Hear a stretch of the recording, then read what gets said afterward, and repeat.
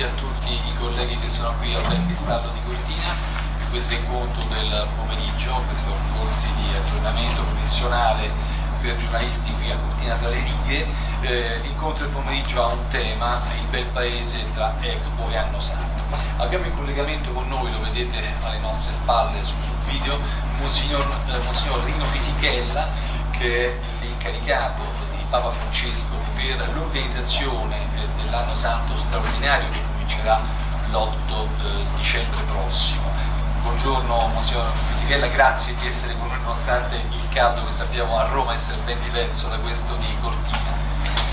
Qui con noi, lei forse non li vede perché nella telecamera vede soltanto me, da destra a sinistra abbiamo Cristina Tasselli, che è direttrice della BIT, la Fiera Internazionale del Turismo per l'Italia. Abbiamo il nostro amico Enzo Carella, delegato del gruppo UVET, un operatore privato del settore con vasta esperienza. Abbiamo un dirigente del Ministero dei Beni Culturali, Francesco Tavinassi, appunto, che si occupa di politiche del turismo. Abbiamo il collega Silvestro Serra, direttore del Touring Magazine. Monsignor Fisichella, noi ci siamo conosciuti nel 2000 quando lei seguiva l'Anno Santo, diciamo così, ordinario. Che cosa cambia per questo giubileo straordinario rispetto a quello di 15 anni fa? In questi giorni abbiamo sentito delle cifre, cioè che avremo addirittura più fedeli che verranno nella capitale della volta scorsa. È vero, sarà così? Innanzitutto vorrei salutare tutti i presenti e anche scusarmi per non essere con voi direttamente al Festival di Cortina, però possiamo comunicare lo stesso con la tecnologia che ci viene data e messa a disposizione. E vorrei innanzitutto dire che tra il Giubileo del 2000 e il Giubileo del 2015 noi abbiamo avuto le torri gemelle, e questo che può sembrare una cosa secondaria in effetti non lo è, perché certamente il tema della sicurezza è un tema importante nell'organizzazione di questo giubileo.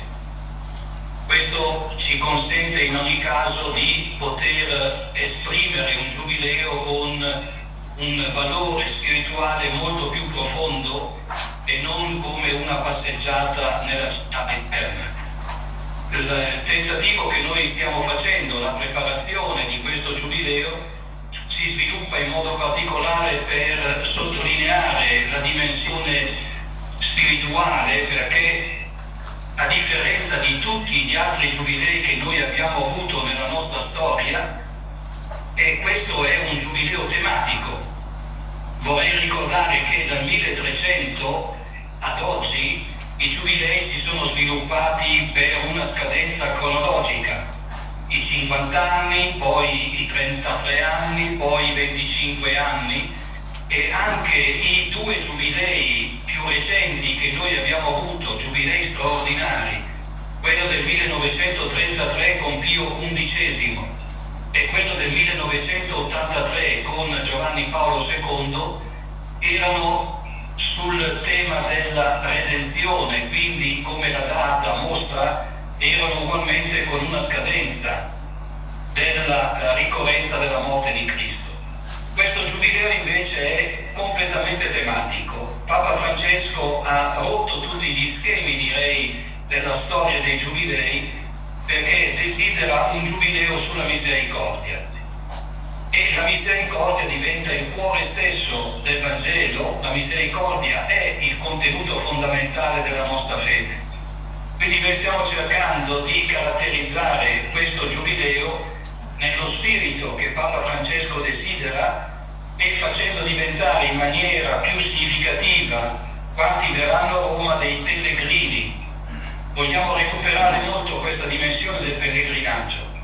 Infatti, a differenza del 2000, ad esempio, quanti andranno alla Porta Santa di San Pietro saranno inseriti all'interno di un percorso che da Castel Sant'Angelo si snoderà fino alla Porta Santa, un percorso particolare, protetto, dove ci saranno soltanto i pellegrini, per distinguere anche visibilmente il pellegrino che andrà a piedi dal turista che invece sarà interessato ad altri eventi e ad altri momenti nella vita della città.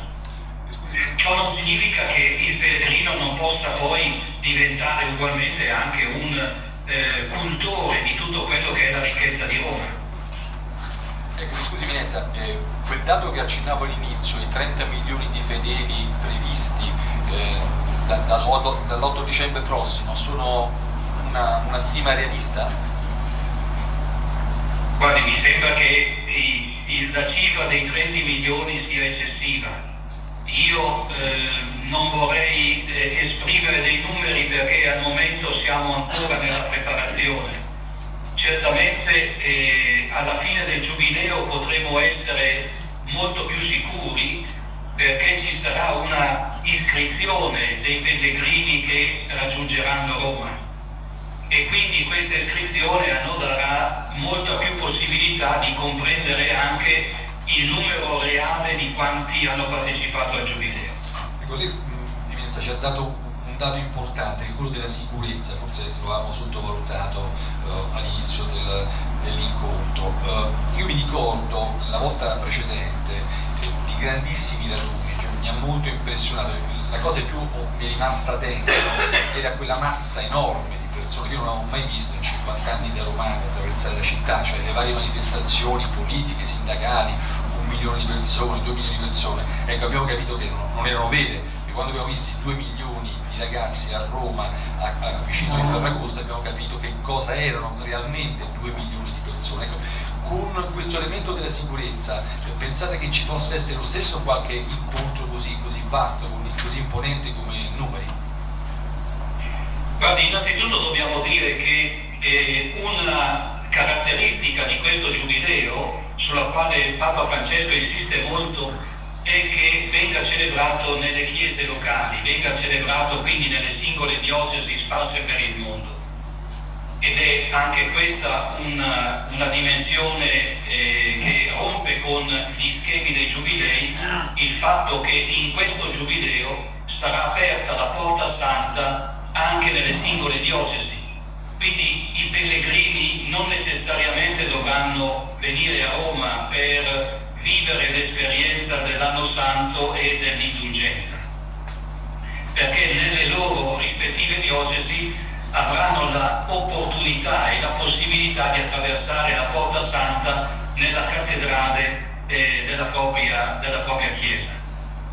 Rimane però un fatto che alcuni eventi saranno celebrati a Roma.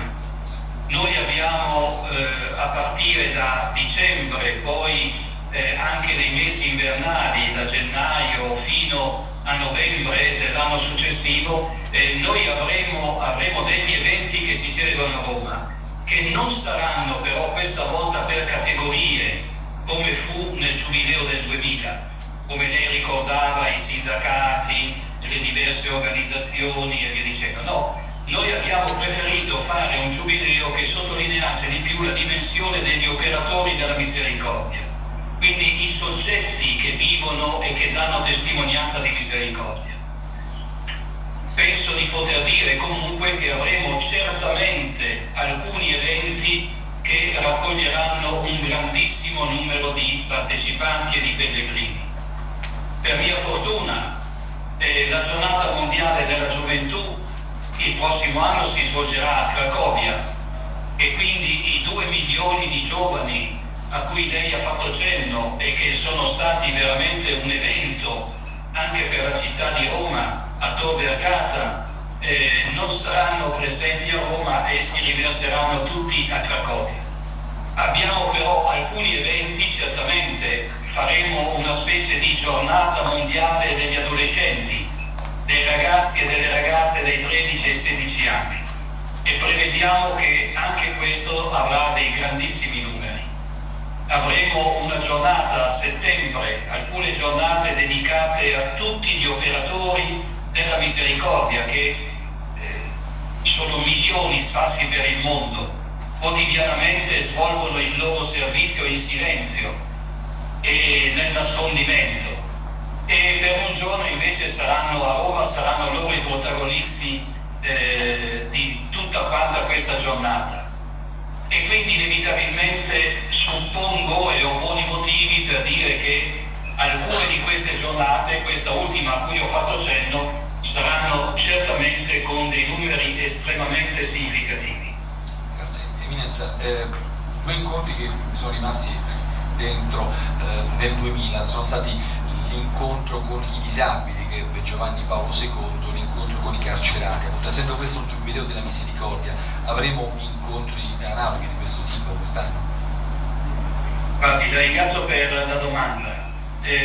Avremo ancora nel mese di maggio una giornata dedicata a tutte le persone disabili e anche alle persone ammalate, e sarà una giornata estremamente significativa perché noi ben conosciamo quello che è la vicinanza di Papa Francesco a tutte queste situazioni di debolezza umana. Però devo dire che per quanto riguarda i carcerati avremo qualcosa di molto più significativo. A differenza del 2000, quando si svolse il giubileo nelle carceri, quest'anno invece in questo giubileo stiamo lavorando. Devo dire che abbiamo già avuto delle ottime possibilità per vedere realizzato anche questo evento, comunicando con il Ministro della Giustizia italiana, che possiamo celebrare anche per i carcerati il giubileo nella Basilica di San Pietro. Quindi sarà un momento del tutto peculiare e straordinario, là dove alcuni detenuti con le loro famiglie potranno vivere questa esperienza di misericordia insieme con Papa Francesco, in quel momento, in quello stile anche di libertà e di pellegrinaggio che caratterizza anche tutti gli altri pellegrini. Direi però che c'è un altro evento che sarà alquanto importante. Chiederemo a tutte le diocesi nel mondo di unirsi a questa celebrazione che avverrà in San Pietro, che avrà come titolo Una veglia per asciugare le lacrime. Cioè sarà un momento di preghiera, di riflessione per tutti coloro che hanno bisogno di consolazione, e vorremmo che la parola del Papa potesse giungere realmente a tutte quei milioni di persone che noi sappiamo vivono nel corpo, nello spirito, vivono una situazione di debolezza e che hanno bisogno di consolazione. Sono tante persone che desiderano avere una parola. Sappiamo di quante persone scrivono quotidianamente al Papa per essere consolati, per ricevere una parola di sostegno e di aiuto. Bene, noi vorremmo che il Giubileo diventasse anche in questo momento un atto di sostegno comune, non fa sentire nessuno solo, soprattutto là dove c'è la debolezza della sofferenza fisica, psicologica, spirituale, ma avere il sostegno della Chiesa e di Papa Francesco. Eminenza, lo ha introdotto lei l'argomento della sicurezza per l'allarme terrorismo che è scattato con la vicenda delle Torri Gemelle. Abbiamo avuto altri episodi recenti, dalla Francia alla Tunisia. C'è qualcosa che sta già pensando per quanto riguarda appunto il rapporto con le altre fedi, soprattutto con la fede islamica, visto che i terroristi vengono da una estremizzazione, da una lettura integralista della loro fede? Sì, vorrei da questa prospettiva fare riferimento a quanto Papa Francesco ha scritto nella sua bolla. Vede, per comunicare in maniera coerente il Giubileo è necessario conoscere questo breve scritto Misericordiae Vultus, dove il Papa raccoglie le sue idee fondamentali sul tema della misericordia e sullo svolgimento del Giubileo. Bene, in questo testo c'è un richiamo specifico che il Papa fa proprio sul tema della misericordia alle altre due grandi religioni monoteiste, all'ebraismo e all'Islam. E da questa prospettiva ben sappiamo quanto intorno al tema del Dio misericordioso queste tre religioni possano ritrovarsi insieme.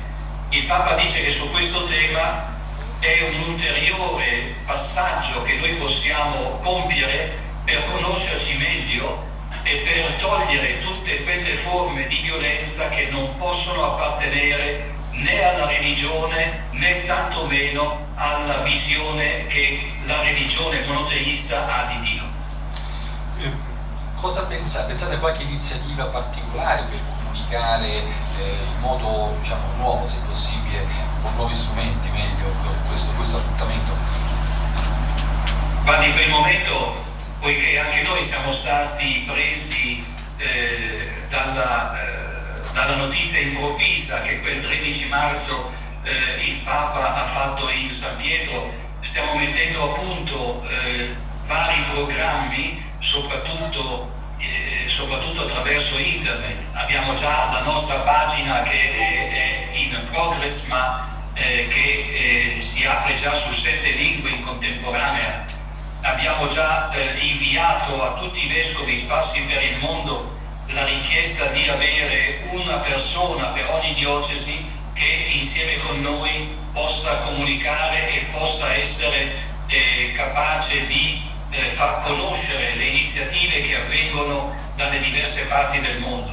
Quindi diciamo, la comunicazione ci consente oggi di aprire le porte a un evento giubilare che possa essere veramente quasi in contemporanea mondiale. Lei è stato, una curiosità, all'Expo, ha visto il vostro padiglione? Io per il momento ho visto il padiglione del Vaticano soltanto da quello che voi mi avete fatto vedere in televisione, perché come lei ben comprende, come i colleghi presenti comprendono, l'8 di dicembre è domani e quindi sono stato obbligato a togliere tutti gli appuntamenti che avevo in giro per il mondo per dedicarmi esclusivamente a questo evento che ci auguriamo possa esprimere al pieno le finalità che il Papa ci ha dato. Chi saranno i volontari del Giubileo? Dove attingerete? Allora, i volontari del Giubileo saranno di diverso genere.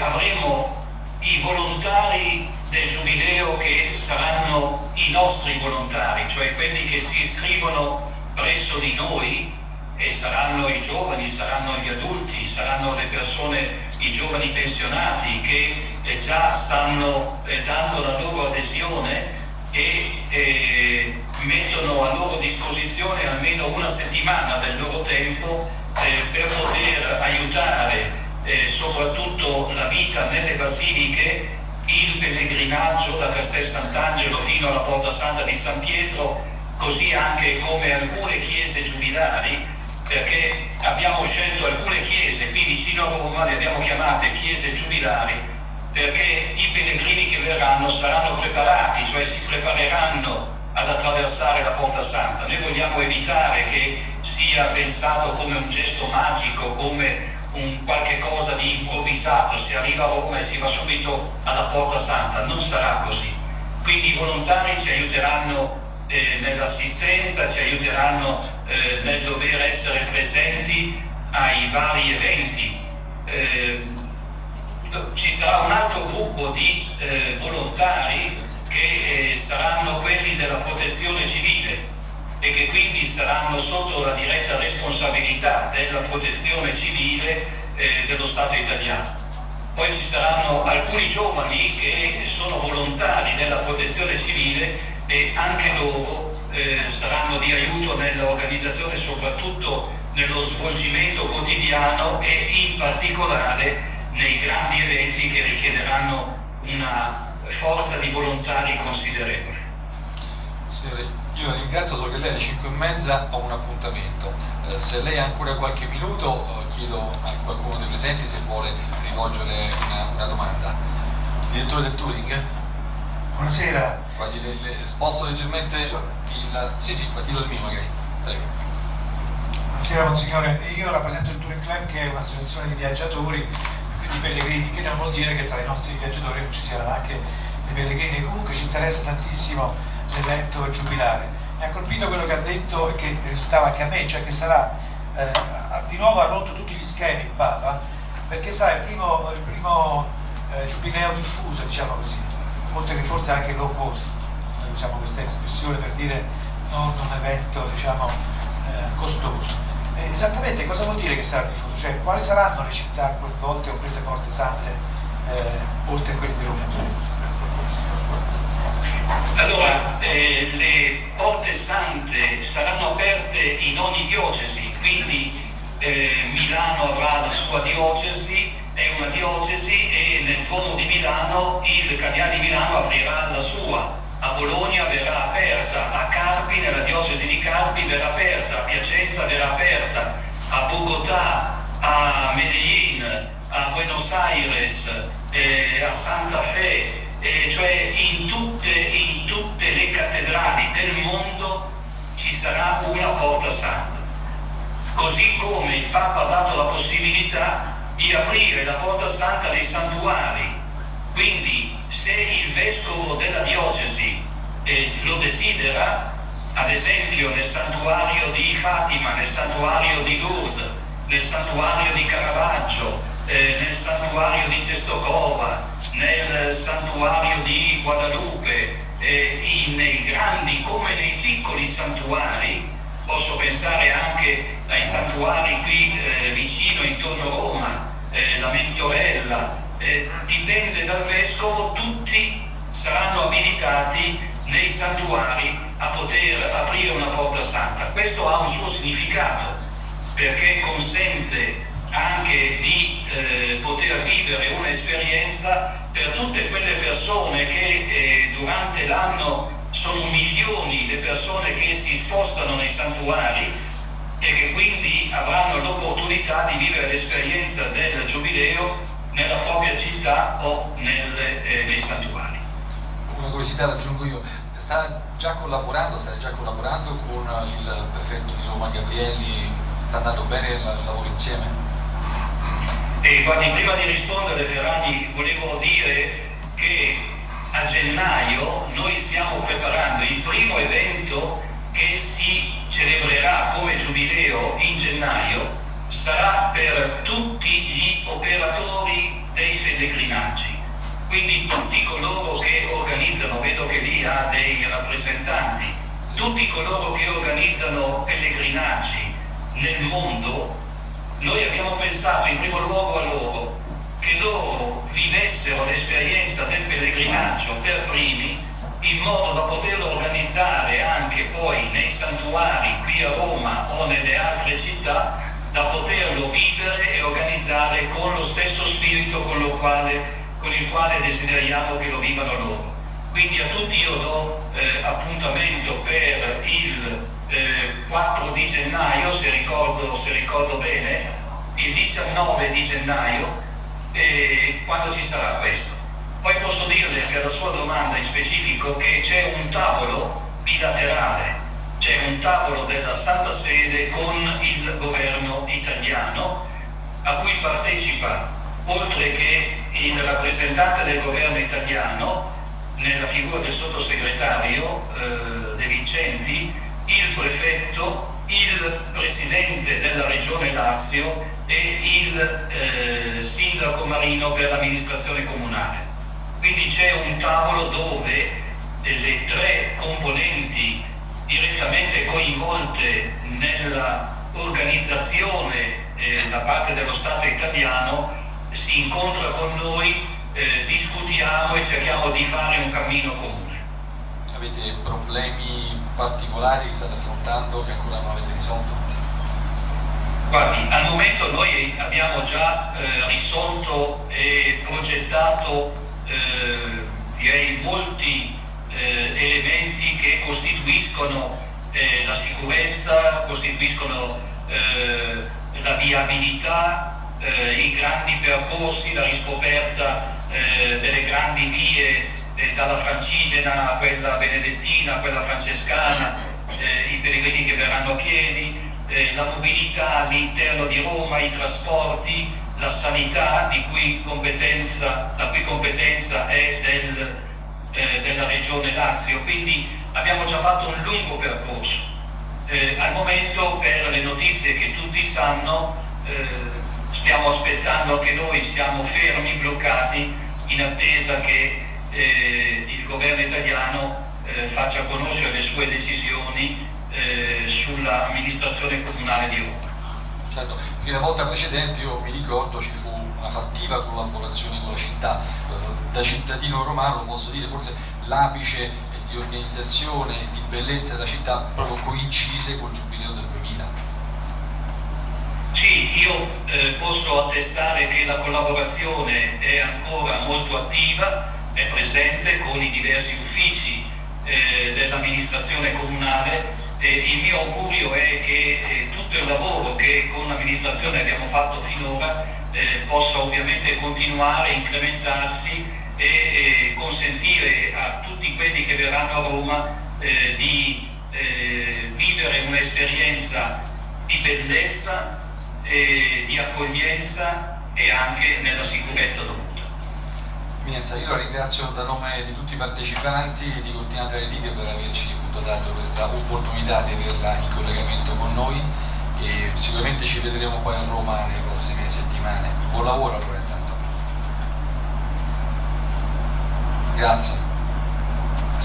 Allora, io penso che possiamo sospendere il collegamento con Monsignor Fisichella, che appunto ringraziamo per essere stato qui con noi, e ci spostiamo alla seconda parte del nostro incontro con i partecipanti. Il professore ci ha detto delle cose, alcune di quelle importanti su cui mi ha colpito il percorso della sicurezza, mi ha colpito il discorso che ha fatto sul giubileo dei carcerati che si svolge in San Pietro. Noi abbiamo appena avuto un'altra opportunità straordinaria che è stata l'Expo.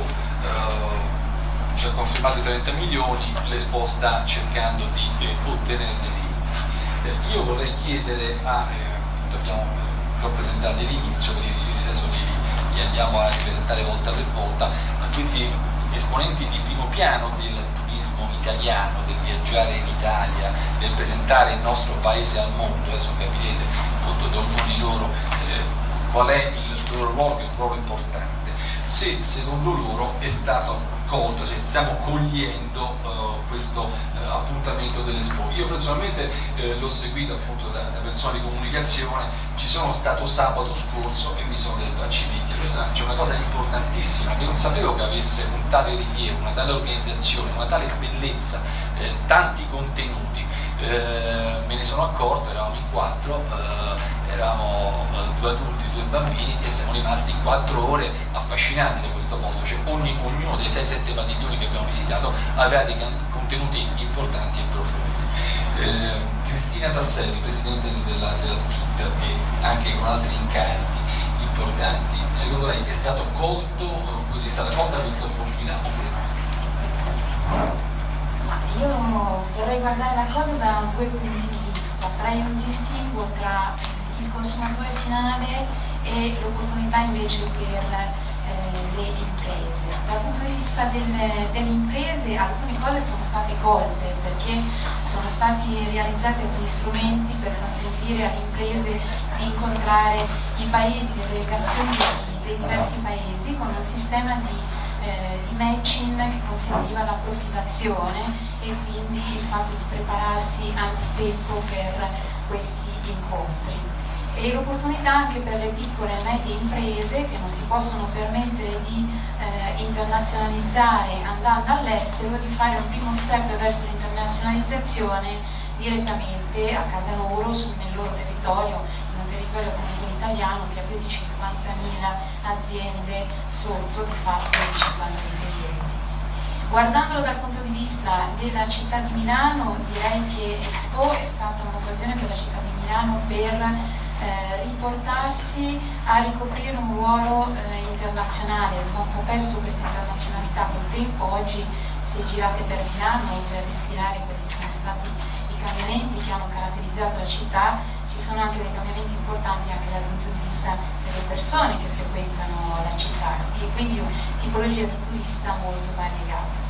Guardandolo dal punto di vista del consumatore, Expo è una grande occasione per poter respirare sia dal punto di vista tematico quello che diversi paesi hanno dato e hanno interpretato in termini di quello che era il tema trainante di Expo, sia anche l'opportunità di fare un piccolo salto in quello che è il mondo. Da ultima cosa, Expo è anche un'opportunità per conoscere rispetto al nostro paese delle realtà locali, un turismo delle diverse regioni un po' diverso dal solito, che normalmente a livello internazionale si conosce poco, perché se andate all'estero, come per esempio in grandi paesi come la Cina, che sono molto interessanti per il nostro paese in termini di arrivi in Italia, si conosce quelle che sono le città principali, ma poi non si sa assolutamente localizzare cosa c'è per esempio fuori di Milano. La stessa Lombardia offre tantissimo. Se andiamo invece agli aspetti forse che potremmo aprire in termini di quello che si poteva fare, siamo partiti un po' in ritardo e abbiamo dovuto correre, e quindi questo ovviamente ha fatto sì che la promozione a livello internazionale fosse fatta in ritardo e ci abbia dato meno opportunità, però stiamo velocemente recuperando. Grazie. Enzo Carella, amministratore delegato del gruppo UET, gestite 18 padiglioni, giusto? Avete venduto qualche centinaio di migliaia di biglietti. Il nostro è un gruppo molto articolato. Nella realtà noi ci occupiamo per la prima volta di una manifestazione di questa portata, di una portata planetaria come può essere Expo. Devo dire che l'intuizione nasce da lontano. Circa 5 anni fa abbiamo vissuto da vicino l'opportunità che Milano potesse ospitare Expo insieme alla Moratti. Un'intuizione nella realtà bipartisan, non della Moratti e non di altri, cioè l'opportunità di accendere i riflettori sulla grande ricchezza di enogastronomia, di cultura del cibo, della natura che solo gli italiani possiedono o che gli italiani possiedono in maniera particolare. L'abbiamo letto con grande anticipo, abbiamo provato a supportare l'organizzazione di Expo nel migliore dei modi, e la vicinanza ad Expo ci ha portato anche a comprendere con anticipo rispetto al resto degli interlocutori la grande opportunità che c'era dietro questa manifestazione. Abbiamo iniziato a tessere delle relazioni internazionali con commissari dei vari paesi, e alla fine oggi gestiamo per la prima volta un mestiere che improvvisiamo, pur essendo un'azienda multinazionale italiana ma presente in 13 paesi nel mondo. Gestiamo per la prima volta una manifestazione di questa portata con i pregi, le difficoltà e anche la grande apertura al new business che questo ci può portare. È evidente che il team costituito per la creazione di Expo era un team, tra parentesi, neofita dell'argomento. Non avevano mai gestito grandi manifestazioni internazionali di questa caratura, non provenivano tutti dal mondo del turismo o dal mondo dell'organizzazione di grandi eventi, e quindi dovendo urbanizzare più di 1 milione di metri quadri, organizzare le infrastrutture per accogliere i clienti e occuparsi dell'area con i temi della nutrizione, è evidente che un po' di distonie sono intervenute. La verità però è che il risultato complessivo, come dicevi, è un risultato complessivo eclatante, molto superiore alle aspettative e a tutto quello che può trasparire attraverso le immagini o attraverso quello che riusciamo a descrivere nella carta stampata. È un evento unico, con dei contenuti incredibili, che ogni giorno attrae più di 100.000 visitatori. Nella realtà ci sono dei giorni di picco nei quali sono stati ospitati più di 200.000 visitatori. È veramente un mondo a sé. Per la prima volta Milano e l'Italia ritornano a pieno titolo nell'Europa grazie anche ad Expo. Per la prima volta si arriva in un luogo di così grande afflusso grazie ai mezzi pubblici, con un treno TGV o un treno a scorrimento veloce che arriva direttamente nella manifestazione, con la metropolitana e il passante ferroviario che fanno il loro lavoro, lo hai testato direttamente, fanno il loro lavoro in maniera egregia, e con una città che è un po' rinata, con un piccolo rinascimento della città di Milano che grazie a Expo ha rinnovato un po' la sua veste, ha rinnovato il suo desiderio di confrontarsi con il mondo e sta raccogliendo un'eredità enorme di relazioni. Cosa succederà? Oggi c'è questo, ci sono ancora circa 100 giorni di Expo, quindi una manifestazione lunghissima, una manifestazione di 180 giorni. Immaginate che una grande manifestazione internazionale come le Olimpiadi o i mondiali di calcio durano non più di 40 giorni, 50 giorni complessivi, quindi 180 giorni è una durata enorme. Ne abbiamo ancora circa 100 a disposizione per far cosa? Per visitarlo, comprenderlo, digerirlo, ma soprattutto per fare un'altra cosa fondamentale, per rilasciare un'immagine unica della bellezza dell'Italia, della nostra capacità organizzativa, della nostra capacità d'accoglienza. Certo, abbiamo avuto degli incidenti di percorso, certo potevamo fare di più e meglio, quello che non desideriamo avere come rammarico è quello di perdere l'opportunità di valorizzare al meglio tutto il territorio italiano e non solo Milano e la Lombardia. La verità è che Milano e la Lombardia, per gli stranieri che stanno raggiungendo Expo, è un hub, è una porta d'entrata nell'immersione dell'esperienza italiana, a partire dal semplice caffè, dalla nostra capacità di accoglienza semplice, per finire alla nostra capacità organizzativa. Questi riflettori accesi sulla nostra cultura, sulla nostra capacità organizzativa sono davvero l'elemento che ci interessa di più come azienda, perché sono quelli che ci possono dare un'eredità al di là della capacità di organizzare. Oggi organizziamo in Expo su 54 padiglioni, ne gestiamo 18.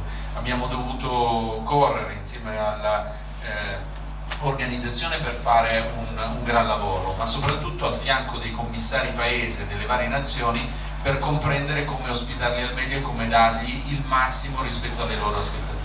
Lì sicuramente abbiamo trovato una distonia tra le aspettative e quello che eravamo in grado di erogare, perché una città come Milano e l'Italia non erano pronte ancora nel tessuto profondo.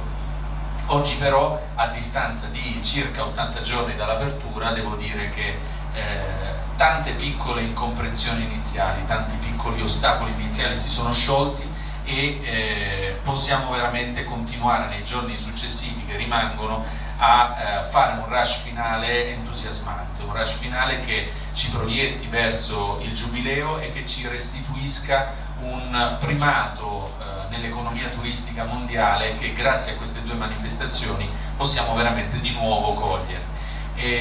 Immaginate cosa vuol dire in termini di visibilità avere 180 giorni di manifestazione pubblica, universale, ogni giorno su tutti i tabloid, ogni giorno su tutti i giornali, ogni giorno su tutti i media del mondo, almeno di 154 paesi che dovranno certificare la loro presenza in Expo e che quindi vorranno raccontare cosa stanno facendo, come stanno investendo i loro soldi, per terminare con un anno santo, con un giubileo come quello che ci ha raccontato Fisichella, che ci può completare dal punto di vista della visibilità. Mi ha veramente impressionato la lucidità con la quale ha descritto alcuni aspetti relativi a non solo l'organizzazione, la sicurezza e la capacità di accedere ai luoghi sacri e di gestire questo tipo di operazioni, ma mi ha colpito, devo dire, da operatore del settore, la semplicità con la quale ha parlato di uno degli elementi principali della promozione, cioè far conoscere in anticipo a chi deve poi gestire con una semplicità e una, me lo permetti, ma anche con una furbizia clamorosa, tutto quello che non siamo riusciti a fare con Expo, con il pubblico e il privato messi insieme. Fisichella ce l'ha descritto in maniera semplice, facendoci sentire quasi sciocchi nel non voler partecipare, e quindi ci ha immediatamente convinto che la cosa giusta è partecipare. 19 gennaio è una data per noi emblematica per diventare i primi ambasciatori del giubileo verso l'esterno, che poi è quello che in alcuni momenti è mancato a Expo, cioè la capacità di creare degli ambasciatori pubblici e privati che potessero divulgare il verbo. Ecco, a te riguardo, Silvestro Serra è un collega giornalista e direttore di Tutto Magazine e si occupa delle relazioni esterne del TUI, una vasta esperienza di Repubblica, Panorama e altre testate. Io ho avuto, andando all'Expo l'altro giorno, ma ci dici, abbiamo tutte queste cose e non ce ne siamo accorti. Io, lavorando al TG1, dovevo rendermi conto, forse prima di altri, non l'ho percepito. Andando lì l'ho capito, adesso dopo questi pochi giorni di vacanza vedrò di sollecitare i colleghi per raccontarci la ricchezza. Perché non siamo fino adesso riusciti a raccontare che cosa ci sta lì a Milano? Tra l'altro Milano, per parentesi, rispetto a Roma siamo un altro pianeta organizzativo di efficienza. Questa potrebbe essere solo la mia opinione, non quella del Touring, nel senso che il Touring, faccio una piccola premessa, innanzitutto la ditta che rappresenta Monsignor Fisichella ha una certa esperienza in comunicazione. Millenaria, sì. Non solo una certa esperienza, ma devo dire che questo è onore del vero. Ho visitato quasi tutti i padiglioni di Expo, uno di quelli che mi ha impressionato di più è proprio quello della Santa Sede. Piccino, semplice, ma di un'efficacia di comunicazione incredibile. Poche parole e poche immagini, ma che assolutamente rispecchiano il cuore, il senso di quello che volevano raccontare. Pochi fronzoli, perfetto. Lo stesso fenomeno che è accaduto in un altro ambiente completamente diverso, vale a dire la Biennale di Venezia, dove il padiglione del Vaticano è stato quello forse più che ha avuto un effetto dal punto di vista mediatico, perché era semplice, efficace, piccolo, fondamentalmente visitato da tutti. Quindi diciamo che sicuramente c'è da imparare. Il Touring Club sono 121 anni che vive, quindi diciamo rispetto all'altro ci abbiamo qualche secolo in meno. Ed eravamo però nel 1906 a Milano, nell'organizzazione dell'altro Expo, che aveva come tema i trasporti. Si parlava del Sempione, avevamo fatto il primo tour che ha collegato l'Italia al resto dell'Europa e nell'organizzazione c'era anche il Touring Club, addirittura il vicepresidente. C'è una certa affezione almeno storica tra il Touring Club e l'Expo. Quest'anno ci siamo anche noi, non abbiamo un padiglione, abbiamo però dato quello che è la nostra capacità ormai abbastanza diffusa, quella del volontariato. Noi diamo alla città e al mondo la possibilità di vedere tutti i giorni dell'anno, quindi tutti i giorni dell'Expo, anche la sera tardi, dei luoghi che sarebbero chiusi per motivi soliti, mancanze personali, eccetera. Parliamo di San Satiro, che è un capolavoro dell'architettura a Milano, parliamo di San Maurizio, che è la cappella Sistina milanese, quindi diciamo c'è dei posti che non sono dell'Expo, ma che in occasione dell'Expo vengono aperti tutti i giorni per chi voglia vedere qualcosa che sia non soltanto il tema predominante. Quindi siamo entusiasti. Io personalmente praticamente vivo nell'Expo, nel senso che ogni giorno confermo che diceva il Signore che tutti i giorni ci sono decine e decine di eventi e che sono tutti quanti ovviamente gestiti da eventi diversi, dagli stati, dai conviventi, dalle regioni, quindi, e devo dire tutti quanti molto interessanti. È difficile seguirli tutti, però hanno inventato questa formula molto interessante della serata, dalle 7 in poi si pagano 5 euro, e devo dire molti giovani milanesi si sono spostati nella movida dalla città all'Expo e passano la serata fino alle 9 possono anche vedere i padiglioni, anche se qualcuno rimane anche aperto dopo, ma dalle 9 fino alle 11, che poi diventa mezzanotte, si godono questa curiosa architettura veramente stravagante, perché ogni padiglione vale la pena di essere visto perché è stato firmato da un archista piuttosto che da un personaggio del paese. Quindi sicuramente è un'esperienza che mi sono divertito a vedere, ma che consiglio a tutti perché effettivamente è una cosa che non è facile vedere tutti i giorni. Altro elemento, noi abbiamo fatto dei pannelli in tutta la città che spiegano, che guidano il visitatore, il turista, sempre a base volontaria, perché il Touring Club, come sapete, ve lo dico io, è un'entità privata senza scopo di lucro che con 220 anni si dedica a favorire la conoscenza culturale in senso lato del nostro paese ai cittadini e anche ai visitatori stranieri. Cosa posso dire ancora? Un'altra cosa voglio dire, quello che è mancato, ecco, per rispondere alla domanda, è mancata un po' la sensazione di trasferire, la capacità di trasferire la comunicazione, di trasferire l'eccezionalità dell'evento, che è un evento davvero mondiale, davvero unico, davvero importante per tutti e anche per noi italiani, perché è stata l'occasione, o è ancora 100 giorni, l'occasione per scoprire non soltanto l'Expo, non soltanto Milano, non soltanto la Lombardia, ma tutta un'area che è anche legata al tema, che la Lomellina non è lontana da Milano, ma è la patria del riso, che è legata al tema del cibo e così via. Tutte le cascine lombarde, è un sistema cinquecentesco che ancora funziona, per cui Milano credo che sia la seconda città agricola d'Italia, nessuno lo sa perché ovviamente pensa che è la città industriale. Invece intorno a Milano sono ancora adesso delle cascine che producono verdura, allevamento, eccetera. Quindi mettere in rete tutte queste realtà è anche questo un modo per essere, diciamo, propositivi. È mancata, effettivamente è mancata, non c'è stato forse la visione, non c'è stato forse i soldi. Come sapete abbiamo di nuovo fatto un miracolo italiano, abbiamo costruito forse un anno e mezzo, forse anche meno, cose che in altri paesi ci hanno messo i 7 anni regolari che avevamo a disposizione. Però ci siamo riusciti paradossalmente e quindi anche questo va celebrato in positivo, diciamo così. Però se lo avessimo comunicato, io per esempio per esperienza personale, noi del Turin siamo anche l'edizione italiana del National Geographic Traveler, che è una società come la nostra, senza scopo di lucro, anche se poi loro riescono a fare business molto meglio di noi, ma poi estendono nell'associazione. Il National Geographic non sapeva nulla dell'Expo, eppure sono giornalisti, eppure girano il mondo, eppure sappiamo fare dei servizi meravigliosi, sapevano qualcosa, sapevano molto poco, quindi questa alfabetizzazione che ho dovuto fare a dei colleghi che è sembrata piuttosto strana, non sarebbe dovuta toccare a me, forse in America avremmo dovuto attivare altre fonti giornalistiche per segnalare che in Italia c'era un evento molto molto importante.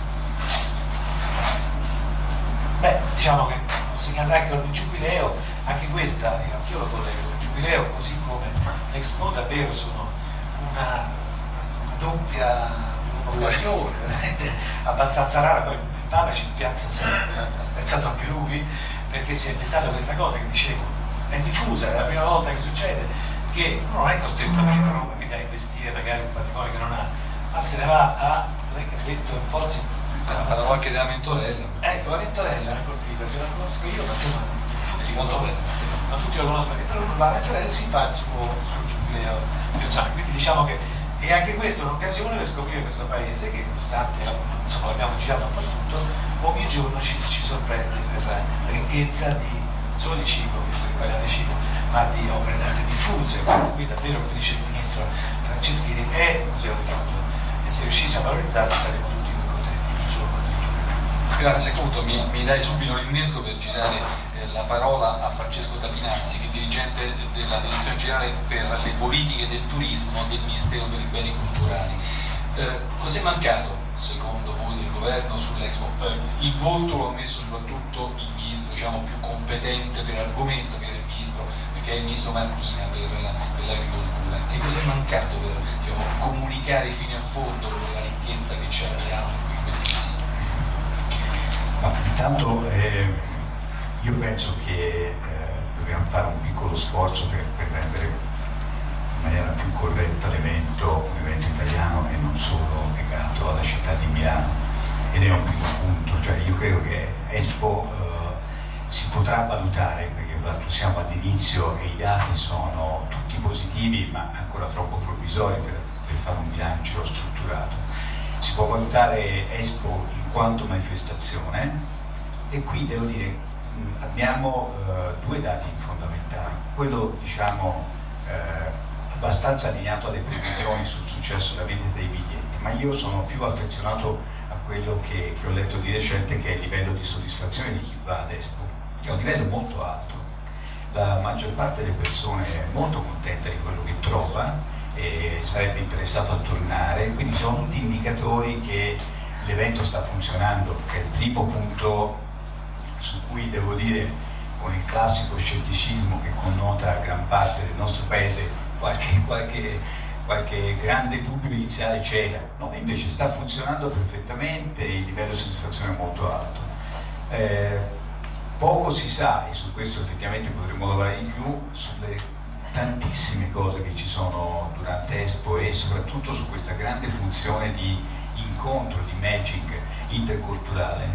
Il Ministro organizzerà il 31 luglio e il 1° di agosto un incontro con tutti i ministri della cultura del mondo. Cioè Expo sta diventando anche un luogo dove veramente incontrarsi fisicamente, cioè fare quella meravigliosa parte di relazioni che la rete ci sta aiutando, ma insomma che ogni tanto se trovano momenti reali sicuramente facciamo un passo avanti.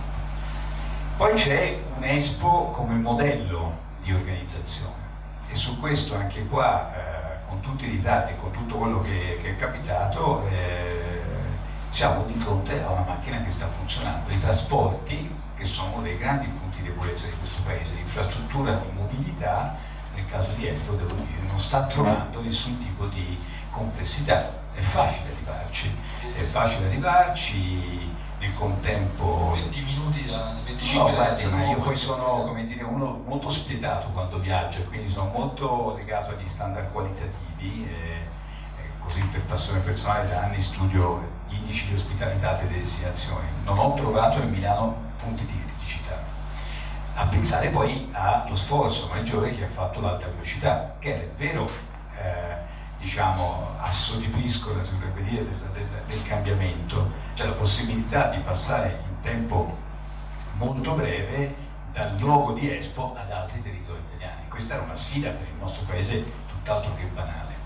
L'arrivo dell'Eurostar nuovo, del 1000, della velocizzazione, 2 ore e 20 Milano e Roma, insomma si sta incominciando a parlare di un qualcosa che avvicina parecchio questo paese alle grandi destinazioni turistiche di tutto il mondo.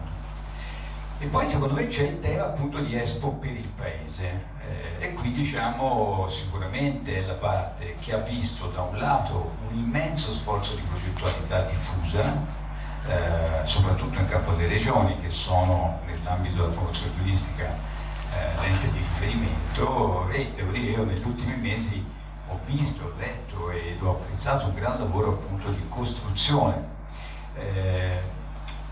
che ha in qualche maniera proprio nella sua parcellizzazione il punto di debolezza, quindi non nella qualità del progetto che di per sé è interessante, ma il fatto che non abbia spesso la forza di riuscire ad arrivare soprattutto nel mercato globale proprio perché è iperlocalistico, no? C'è questa visione diciamo troppo legata a quel territorio. Ecco, da questo punto di vista io mi auguro che Expo prima e Giubileo dopo facciano ulteriormente riflettere e rafforzare l'ipotesi che serva in qualche maniera un governo centrale nelle politiche del turismo, che è quello che appunto in realtà stiamo provando a fare con la costruzione di una nuova direzione all'interno tra l'altro del Ministero dei Beni Culturali, quindi una scelta molto forte che manda un segnale estremamente potente all'esterno. Il turismo, lo sappiamo, è per sua natura un comparto intersettoriale, ma aver deciso di inserirlo all'interno del Ministero dei Beni Culturali è una scelta che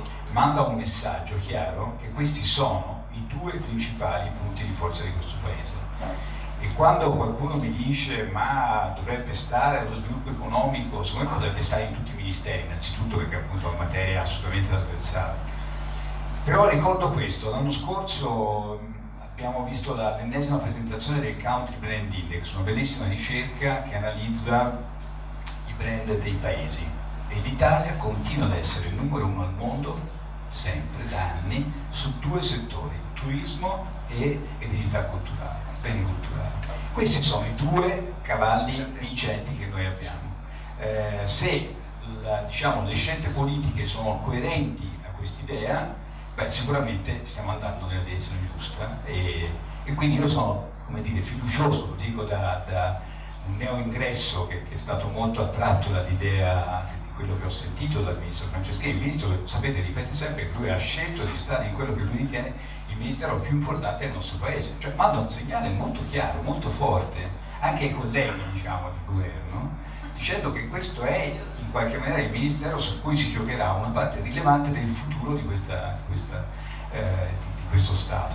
Ed è un argomento di grande fascino, ovviamente poi a questa percezione seguono i fatti. Devo dire, da studioso della materia, se si va a vedere che cosa dice il bonus decreto Franceschini dell'83-2014, è sicuramente la norma più rivoluzionaria degli ultimi 20 anni fatta in Italia, cioè è piena di articoli, ognuno dei quali, come dire, è un passo avanti molto deciso verso la modernizzazione di questo paese, che è il turismo, che insomma, non è una cosa che si vedeva così di frequente. Siamo contenti perché stiamo dentro una squadra che sta provando anch'essa ad operare, semplificando per quanto è possibile l'apporto della PA. 2 giorni fa c'è stato il click day della bonus fiscale sulla digitalizzazione turistica, un sistema di aiuto a tutte le imprese italiane per affrontare la sfida digitale. Prima volta in cui il Ministero si opera con una piattaforma online molto semplice, un tutorial per aiutare le imprese. Io sto facendo il commerciale pubblico, cioè giro il territorio a raccontare che cos'è questa roba agli imprenditori. Il 13 luglio c'è stato il Click Day e nell'arco di neanche un giorno abbiamo ricevuto più di 3.000 istanze, la macchina ha funzionato perfettamente, siamo a oltre la metà del budget previsto. Con un atteggiamento che, come dire, prova a dare anche nell'atteggiamento della PA risposte moderne, contemporanee. Grazie per questa lettura, vedo molto competente. Io però volevo chiedere, appunto, proprio sfruttando i vari input che ci ha dato Francesco Tavinassi, volevo rivolgere a Cristina Tasselli la domanda: ma se il governo ci punta così in modo forte e convinto sui beni culturali in un periodo anche di crisi, perché andiamo all'essenziale, cosa ci abbiamo bello da vendere al mondo per poter rimettere in circolazione la nostra economia? Io poi ieri sera mi sono andato a rivedere, riconoscevo un po' i dati dei monumenti più visitati e dei paesi più visitati, e vedo che tra i primi 10 monumenti il secondo ci sta San Pietro, un monumento italiano tra virgolette, poi di un altro stato, stato Vaticano, e poi non compare nessun monumento, avendo poi noi di cose importanti da mostrare. Tra i paesi risultiamo al quinto posto, cioè i nostri vicini francesi sono al primo, abbiamo gli Stati Uniti, la Spagna, la Cina e poi arriviamo noi. Ecco, perché dal suo osservatorio accade questo? Qual è il nostro gap, il nostro ritardo? Quello che diceva appunto il dirigente dei beni culturali, cioè non riusciamo a fare sistema, cioè pur avendo 100 campanili, tanti prodotti da vendere, non riusciamo a fare sistema, e questo è il problema? Sì, il problema è esattamente questo, è una realtà che tra l'altro come gruppo Fiamma Milano riusciamo a osservare abbastanza bene, perché siamo presenti in diversi paesi, anche con aziende che abbiamo acquisito in loco, quindi non fiere prettamente turistiche, ne abbiamo una in Cina come fiera turistica che condividiamo con Hannover Messe, e poi abbiamo comunque altre fiere e stiamo facendo uno sviluppo a livello internazionale proprio mirato a portare quelle che sono le imprese italiane ad esporre all'estero in queste fiere internazionali per promuovere il prodotto Italia. Allora, il problema del nostro paese è quello di non fare sistema, di non avere un'offerta che si presenta in maniera omogenea e con degli strumenti corretti verso un mercato internazionale che non diamo forse spesso per scontato, che riesca facilmente a identificare dove sono posizionate le nostre regioni o dove sono posizionate le nostre principali città. All'estero in realtà le città italiane conosciute sono davvero poche, i monumenti, come diceva lei, sono pochissimi e il resto è qualcosa di sconosciuto, di non ben identificato. Quindi il fatto di non avere una realtà che ci rappresenti, che riesca a presentare il prodotto Italia e la realtà dell'Italia in maniera strutturata, fa sì che poi all'estero non ci sia una conoscenza del nostro paese. Enzo Carella, come la tua esperienza in campo in Italia e non solo in Italia, soprattutto un po' quale sarebbe la strada giusta da seguire per poter valorizzare quello che noi abbiamo? Prima ci citava i dati sui treni. I treni stanno funzionando in Italia all'alta velocità, ovviamente, i pendolari hanno dei problemi ancora strutturali. Leggevo poco fa sul sito che nel 2008 Roma-Milano lo facevano attraverso il treno il 36% dei passeggeri, siamo passati al 65%. Cioè, laddove le cose funzionano riusciamo a fare dei cambiamenti. Ma devo dire che non sono così convinto che l'indicatore di non avere tanti monumenti visitati sia un indicatore negativo. L'Italia è bella per la sua diversità, è bella per la sua complessità e per quanto è articolata. Ogni provincia, ogni cittadina, ogni regione riesce a esprimere un'unicità che è difficilmente paragonabile a qualsiasi altro territorio nel mondo. Noi siamo presenti come gruppo in 13 paesi nel mondo e commercializziamo prodotti turistici sia business travel, quindi dedicati alle aziende, che vacanza in tutto il mondo. Devo dire che la complessità e la bellezza dell'Italia difficilmente si può identificare solo con un... Sì, sono d'accordo con te, però a Pechino, i vicini francesi sono al primo posto, e la Torre Eiffel, che ovviamente è un monumento bello, ma non ha l'importanza e la bellezza di altri monumenti. Permettimi di essere caustico, la Francia è spesso Parigi, l'Italia è spesso i comuni e la bellezza di ogni territorio. Questo è un elemento positivo che però spesso non riusciamo a tradurre in una opportunità e spesso non riusciamo a valorizzare in maniera adeguata. Faccio degli esempi semplici. Noi abbiamo costituito, come saprai, una rete di imprese con 150 imprese, piccole imprese italiane in 19 regioni e in 150 comuni differenti, quindi italiani. E naturalmente questo in altri tempi e pre-Expo avrebbe rappresentato delle difficoltà enormi, perché ognuno avrebbe voluto mantenere la propria fredda e cruda autonomia, avrebbe voluto mettere tutti i distinguo possibili e immaginabili. Expo, il Giubileo, queste grandi occasioni danno anche l'opportunità di confrontarsi, di verificare che si può costruire insieme delle cose di livello maggiore, superiore, e si può arrivare nei mercati internazionali a promuovere non la standardizzazione della nostra offerta, ma l'unicità della nostra offerta e l'articolazione della nostra offerta. Quindi con queste 150 imprese noi abbiamo girato il mondo, abbiamo permesso a questi piccoli imprenditori, conoscitori delle specificità di ogni singolo comune, di arrivare nei grandi mercati internazionali. Il risultato è stato straordinario. Abbiamo raccolto in 5 fiere internazionali 12.000 buyer che volevano entrare in contatto con questi signori, perché uno, non abbiamo tentato di spersonalizzarli, ma abbiamo provato a valorizzare le loro peculiarità. Due, non abbiamo provato a standardizzare un'iconografia dell'Italia fatta da pasta, pizza, mandolino, ma costituita da un percorso molto più articolato.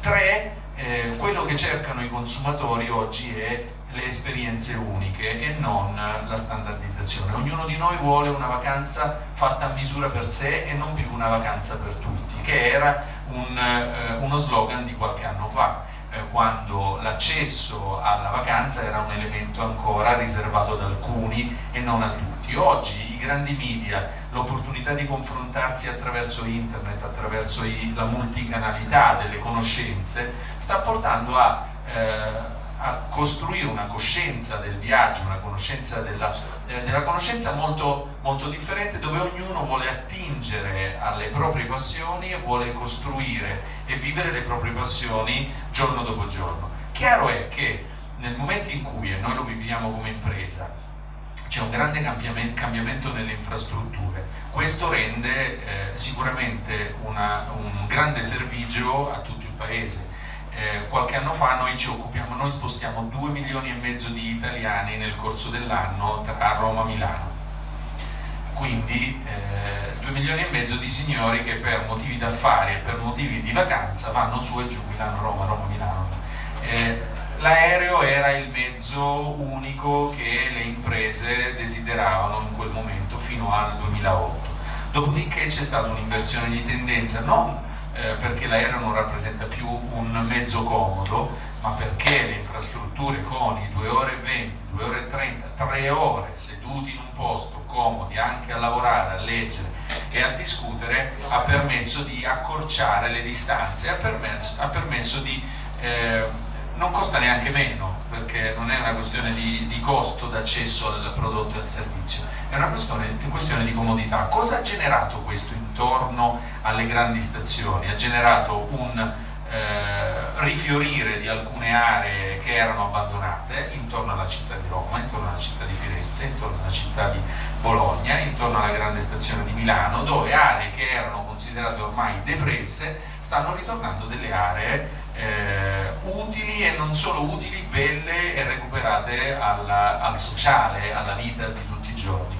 Questi sono degli esempi semplici, ma che rendono l'idea di quanto il turismo non possa essere considerato, come diceva il nostro collega del touring, non possa essere considerato solo una fonte di business, ma debba essere considerato assolutamente un elemento cardine, un elemento portante della nostra società. Il turismo non è fatto dalla stanza d'albergo o dall'erogazione di un pasto, ma è fatto da tutte le esperienze che riusciamo a far vivere ad un consumatore. Tu su cosa punteresti, che conosci bene il patrimonio italiano, il nostro patrimonio, per rilanciare il turismo italiano? Quello che si diceva prima, cioè il fatto che non esiste solo San Pietro è il secondo posto italiano, anzi, basta andare in qualunque borgo. Noi abbiamo una serie che si chiama le bandiere arancioni, che prendiamo i borghi sotto i 15.000 abitanti, se hanno delle caratteristiche molto severe e che rispetto alla qualità dell'ambiente. E ognuno di questi, sono 200 i nostri, ma ce ne sono 1000 i nostri campanili. E in questi c'è un opera d'arte, c'è un modo di mangiare, c'è una trattoria, c'è un percorso, c'è un itinerario di scoperta. Quindi voglio dire davvero, io non è sui grandi numeri, sull'Italia, che poi è anche il nostro limite, ma è anche la nostra storia, è fatta non come i francesi, che ovviamente hanno lo Stato, e quindi come dire, lo Stato decide, si fa, eccetera. Cioè noi la storia è andata complicata con i suoi pareggi, i suoi difetti, quindi io lavorerei sul locale, questo è vero. Però al tempo stesso, alla fine, tante piccole realtà fanno una realtà estremamente interessante. In ognuno di noi c'è quello che vuole vedere l'opera d'arte, ma vuole mangiare bene, vuole fare la passeggiata, vuole vedere un panorama decente.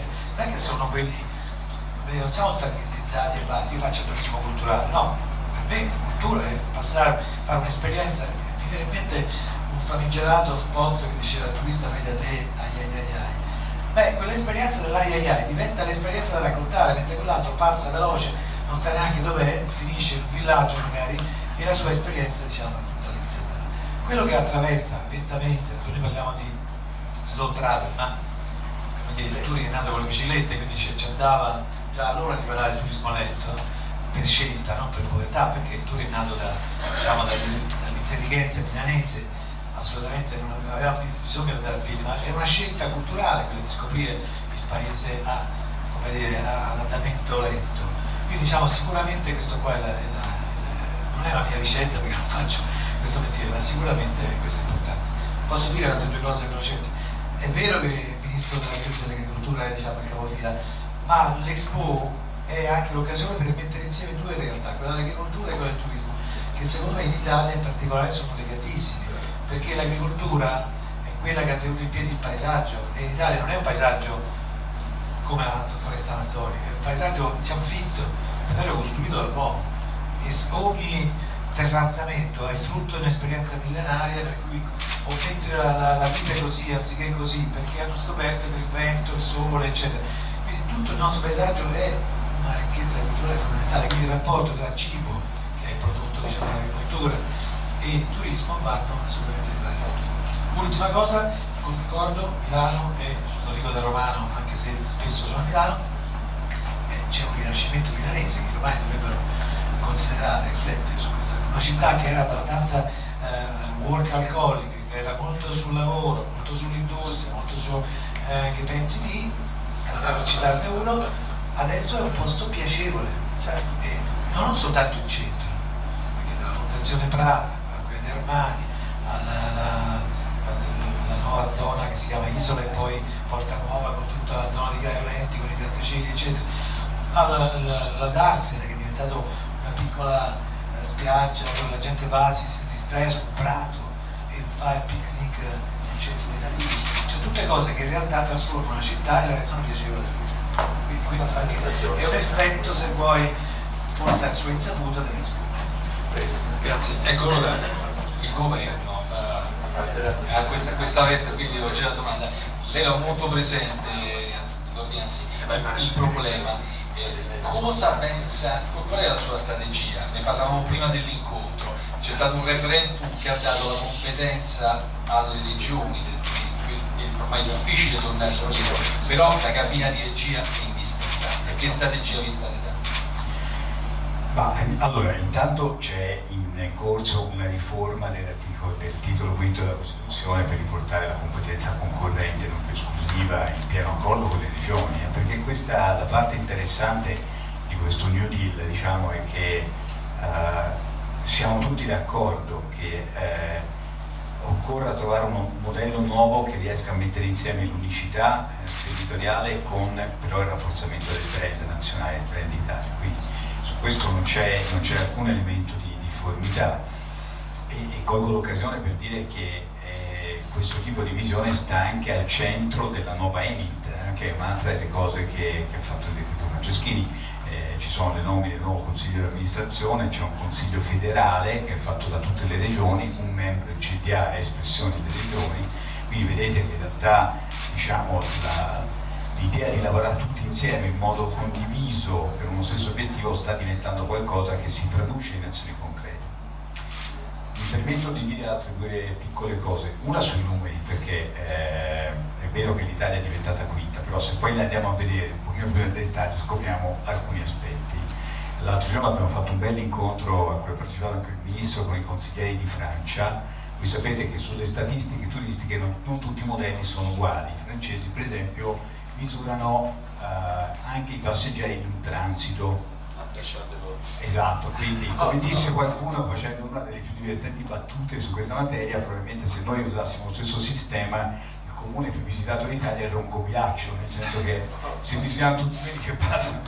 No, per cui lo dico, attenzione ai numeri, perché i numeri nel turismo sono sempre una cosa complessa da interpretare. Il fatto che la Cina ci abbia superato deriva da un banale numero, che è quello dei turisti interni.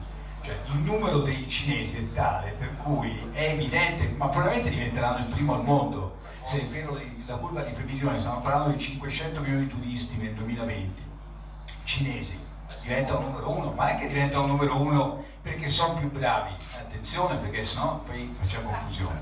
Il tema vero è che, per esempio, la Francia in questa situazione decide con il ministro Fabius di fare un grande progetto nazionale per ulteriormente aumentare il numero delle presenze turistiche. Quindi in realtà la parte interessante secondo me è che cosa poi i paesi fanno a fronte di questi numeri.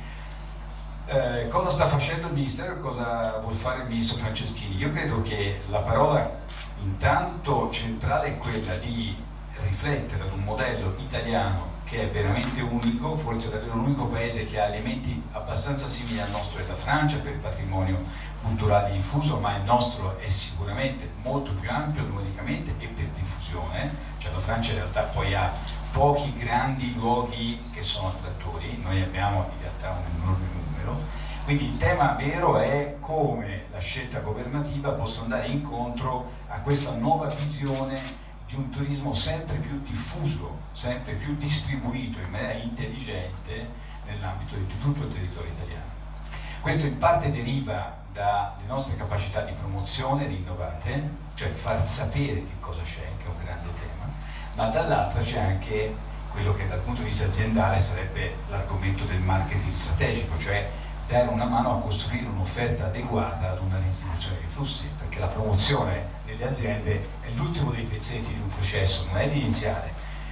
Quindi in realtà la riflessione vera è come si possa, chiarita la vision, creare una piattaforma condivisa, partecipativa, in cui tutti sono dentro al progetto e tutti collaborano al progetto, ridistribuendo i flussi.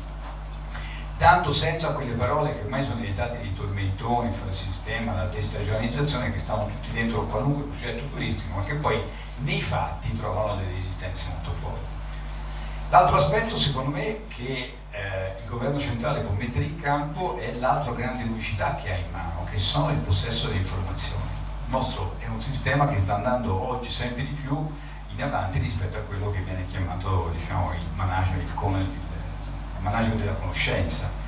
Lo Stato in realtà riesce ad avere dati che nessun altro può avere. La ricerca che può fare UBET sul suo futuro è una ricerca introaziendale, correttamente introaziendale. Noi possiamo avere una visione statale di paese, che è una cosa molto più complessa e che può essere di grande utilità rispetto a qualunque lavoro di cooperatore. Pensiamo solo all'enorme numero di informazioni culturali che possiede il Ministero e che stiamo lavorando nell'ottica di rendere non solo open ma anche interoperabili, quindi totalmente a disposizione degli operatori privati.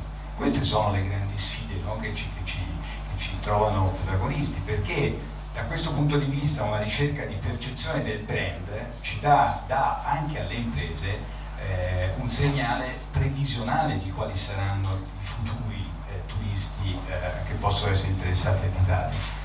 C'è una bellissima ricerca fatta l'anno scorso nella lettura di oltre 500.000 posti in inglese pubblicati in Italia, quindi da persone che visitavano l'Italia, e ciò che emerge al primo posto è l'Italia borghigiana, cioè è esattamente questo il focus primario. Sono le grandi destinazioni, c'è il Grand Tour settecentesco tradotto in termini 2.0 nei flussi rapidi delle grandi città, ma poi c'è questa immensa ricchezza che va assolutamente valorizzata, va resa anche più fruibile, no? Che è un altro pezzo del lavoro che sta facendo il Ministro, la valorizzazione dei beni culturali, la rivoluzione di tutte le sovrintendenze, i grandi poli, la scelta di direttori dei poli al di fuori degli schemi tradizionali, anche internazionali, la possibilità che diventino autonomi, si possano dotare degli strumenti normali in altri paesi, i ristoranti, i bar, i bookshop, sono tutte cose che ormai sono parte integrante della fruizione culturale moderna e che da noi hanno avuto sempre un po' di complessità.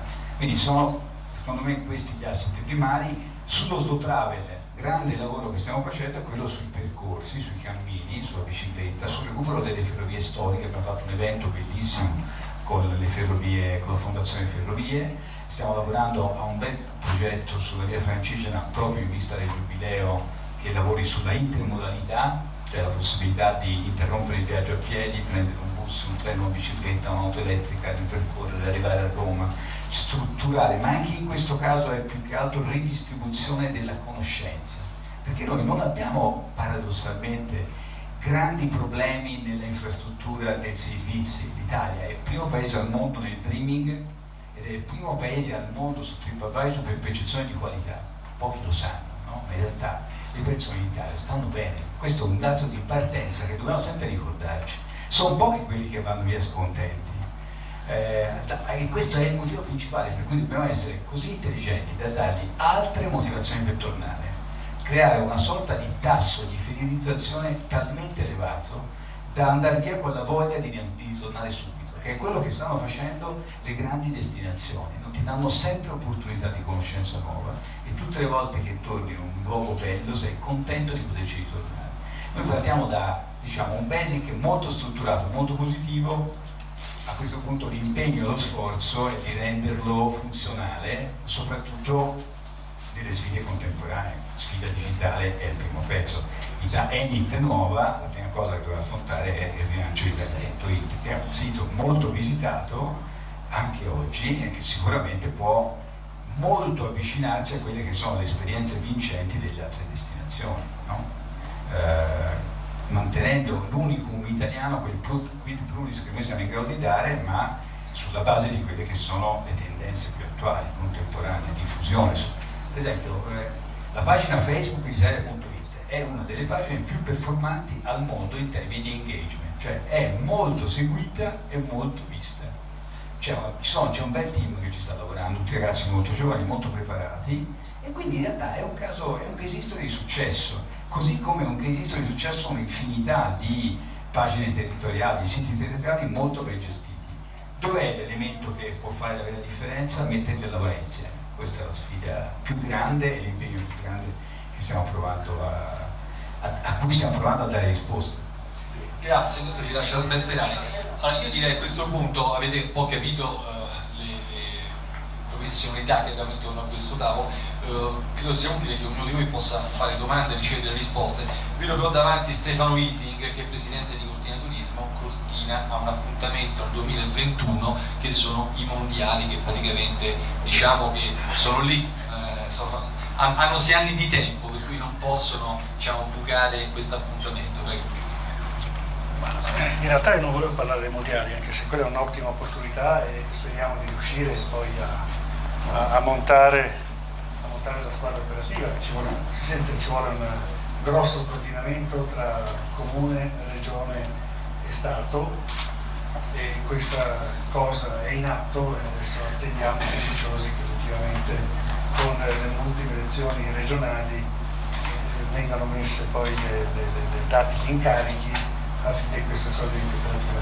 Invece volevo approfittare di una cosa. Intanto ho molto apprezzato gli spunti e anche soprattutto il tono estremamente positivo, ottimista per il futuro, come è preciso avere delle persone presenti. Però vorrei sollevare alcune problematiche e soprattutto indirizzate al dottor Tapinassi, perché giustamente rappresenta qua una struttura per noi fondamentale, perché uno dei grossi errori fatti nel passato è stato proprio perdere di vista la gestione comunitaria del turismo. Fatto a livello passato alle regioni abbiamo perso la visione complessiva e in giro per il mondo 20 regioni che vanno con le loro valigette a raccontare storie diverse ha portato solo confusione. Noi in questi anni abbiamo avuto rapporti con Stefano Ceci, con Andrea Babi dei Teleni. Abbiamo fatto delle proposte operative che sono semplicemente evaporate, come purtroppo sono evaporati gli interlocutori con cui abbiamo parlato. Quindi abbiamo un serio problema di continuità. Mi fa piacere che il sito italia.it sia un grande successo e ha opportunamente sorvolato sul passato, le difficoltà della direzione. Però non ha sempre, mi perdoni, però io uso l'hashtag basta Lagni, nel senso, se noi vediamo tutto quello che non ha funzionato prima, non ce la facciamo più.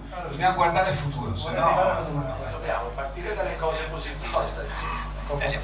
Giusto. La domanda è che quel tentativo di rapporto che abbiamo avuto con questa struttura centrale per portare delle esigenze di un'organizzazione che vuole vendere al mondo una località che riteniamo abbia dei valori di eccellenza e che quindi sia a vantaggio nostro di Cortina ma a vantaggio del sistema Italia stesso, purtroppo non è avvenuto. Io questo lo sollevavo non per il gusto di criticare il passato, ma per riuscire a riagganciare sulle proposte che avevamo fatto all'epoca, che erano banalmente: le Alpi sono ormai un patrimonio nel mondo della Svizzera.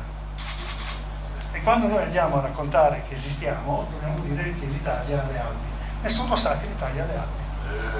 Quindi a quel punto noi dobbiamo riuscire a trovare un modo di comunicare al mondo che ci siamo anche noi nelle Alpi. No? Ma il vero nodo della questione è che è alla base di tutti i ragionamenti.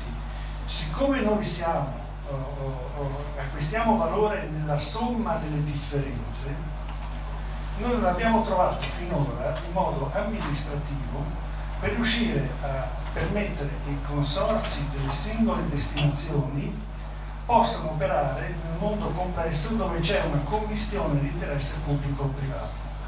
E abbiamo notato che c'è stata una diffusione dell'uso dell'imposta di soggiorno, ad esempio, senza risolvere la problematica banale che il comune o si crea una propria struttura interna e normalmente fare all'interno con le competenze comunali la promozione è una cosa di un'estrema complessità, perché non riesce il comune in realtà a trasferire quelle risorse in una struttura privata esterna dove potrebbero convergere anche le risorse dei privati locali.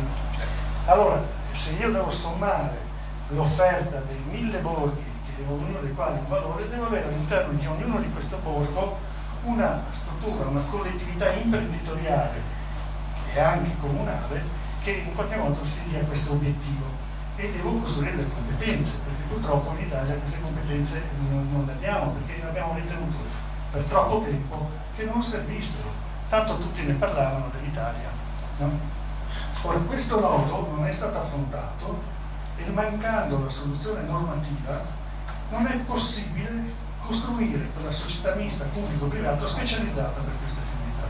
E io la prego, dottor Tapinassi, di fare un appunto in modo tale che se trova anche tempo, raggiungo Chiera Roma per ragionare con i suoi colleghi esperti di queste problematiche, perché questo sbloccherebbe quelle energie che oggi sono compresse e uscendo dall'ambito della Proloco, che si occupa soltanto dell'evento in loco, dell'evento locale, invece di costruire le cose che servirebbero, che sono delle competenze interne che parlino al mondo. Quindi competenze di marketing, competenze di marketing, competenze linguistiche, competenze di prodotto, no? Competenze di relazione, perché semplicemente non riusciamo a raccogliere le risorse. Ecco. Sono andato fuori tema, chiedo scusa. No, dato che dava adesso Stefani mi si è accesa la lampadina di memoria perché io ho una certa età, 2 anni fa facevo in questa sala un dibattito con degli operatori sempre nazionali e emergeva un dato che mi colpì molto, cioè effettivamente dice, le Alpi le hanno 4 paesi, la Francia, la Svizzera, l'Austria, l'Italia. Uno dice come si ripartisce il turismo 50 e 50? No, 80 e 20. E questo è un dato appunto che fa riflettere molto. Ma ne sai sponsor? Proviamo abbiamo solo tanti, abbiamo tutta l'Italia. Proviamo a scindere. Allora, intanto c'è un problema di formazione, di competenze, su questo sono totalmente d'accordo e sono molto contento del fatto che se deve vedere le misure che possono essere finanziate nel tax credit di digitalizzazione, non trova soltanto l'acquisto dell'hardware o di un software gestionale, ma per la prima volta trova consulenza e formazione manageriale all'impresa come costi che possono essere dedotti, perché c'è un tema che dobbiamo avere il coraggio di affrontare, che è quello che non sempre il modello di offerta turistica è pronto a quella che è la sfida contemporanea. Quindi c'è un primo tema reale, su questo sono d'accordo, stiamo lavorando anche sulla formazione insieme al MIUR per esempio mettere in rete tutte le università italiane che hanno corsi di formazione manageriali sul turismo, che non è un discorso banale perché ci sono molte differenze, quindi è interessante trovare soluzioni di armonizzazione. Sul tema che lei stava segnalando, che è quello della complessità, io intanto le posso citare un caso di eccellenza che conosco direttamente, che è il consorzio delle Langhe Roero, 82 comuni che si mettono d'accordo con un unico tipo di tassa di soggiorno e soprattutto si mettono d'accordo che una parte di quella tassa di soggiorno comunale confluisca nel consorzio privato di promozione del territorio. Quindi in realtà, come spesso capita, ci sono le soluzioni volendo, trovandole. Percorso difficilissimo ovviamente, ma non l'ho visto nascere, conosco il presidente del consorzio, quindi parlo di cose che conosco direttamente. Qual è però lì il punto reale di forza? È il grande passaggio culturale tra il piccolo passo indietro che fa la piccola destinazione rispetto alla promozione efficace che soprattutto a livello globale non può conoscere la geografia amministrativa. Il modello che noi abbiamo di governance è un modello anti-rete perché è costruito su costruzioni di modelli gerarchici che sono assolutamente autoreferenziali. Quando noi viaggiamo, e lo dico per esperienza diretta, nessuno va in Francia cosciente di andare in un certo dipartimento piuttosto che in un land tedesco, l'argomento non lo interessa in modo particolare, gli interessa di andare magari in una zona. In Toscana abbiamo il Chianti è una destinazione, una grande destinazione vitivinicola e turistica, non è una destinazione amministrativa, non c'è la provincia del Chianti, non esiste, cioè sono una serie di comuni, alcuni dei quali stanno lavorando insieme, non tutti, quindi al solito a conferma. Quindi anche su questo la modellizzazione di nuovi sistemi di governance turistica territoriale che riescano a mettere insieme eccellenze è una gran bella sfida su cui riflettere. Si sta pensando a una proposta normativa sulla tassa di soggiorno. La tassa di soggiorno non solo ha il problema di essere a macchia di leopardo, ma anche il problema che se lei va, quasi tutti i comuni hanno un regolamento separato, diverso dagli altri.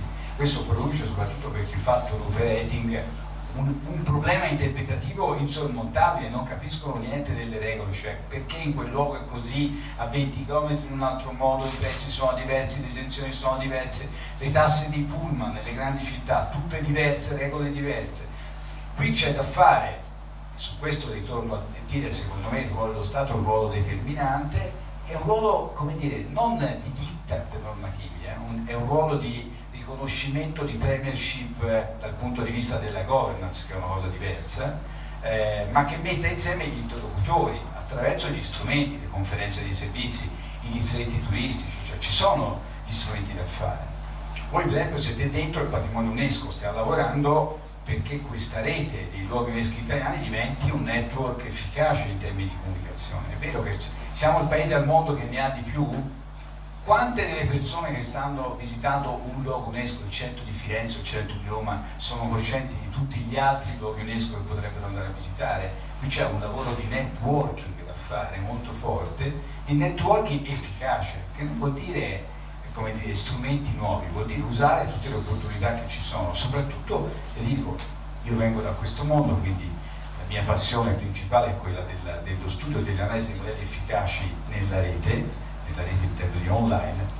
Secondo me la rete passa da diventare uno strumento di promozione e diventa invece uno strumento che ci insegna a lavorare insieme, rende facile di creare la rete, perché la rete è fatta così, no? Non c'è un altro modo di pensare. La rete individuale, il singolo IP, non è niente nel sistema globale.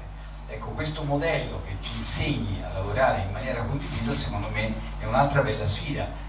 Cosa deve fare il governo centrale? Intanto dare l'esempio, se vi riesce, cioè provare a lavorare insieme già con se stesso, che non sarebbe una cosa per noi semplice, e incentivare modelli efficaci di costruzione di reti che funzionino bene.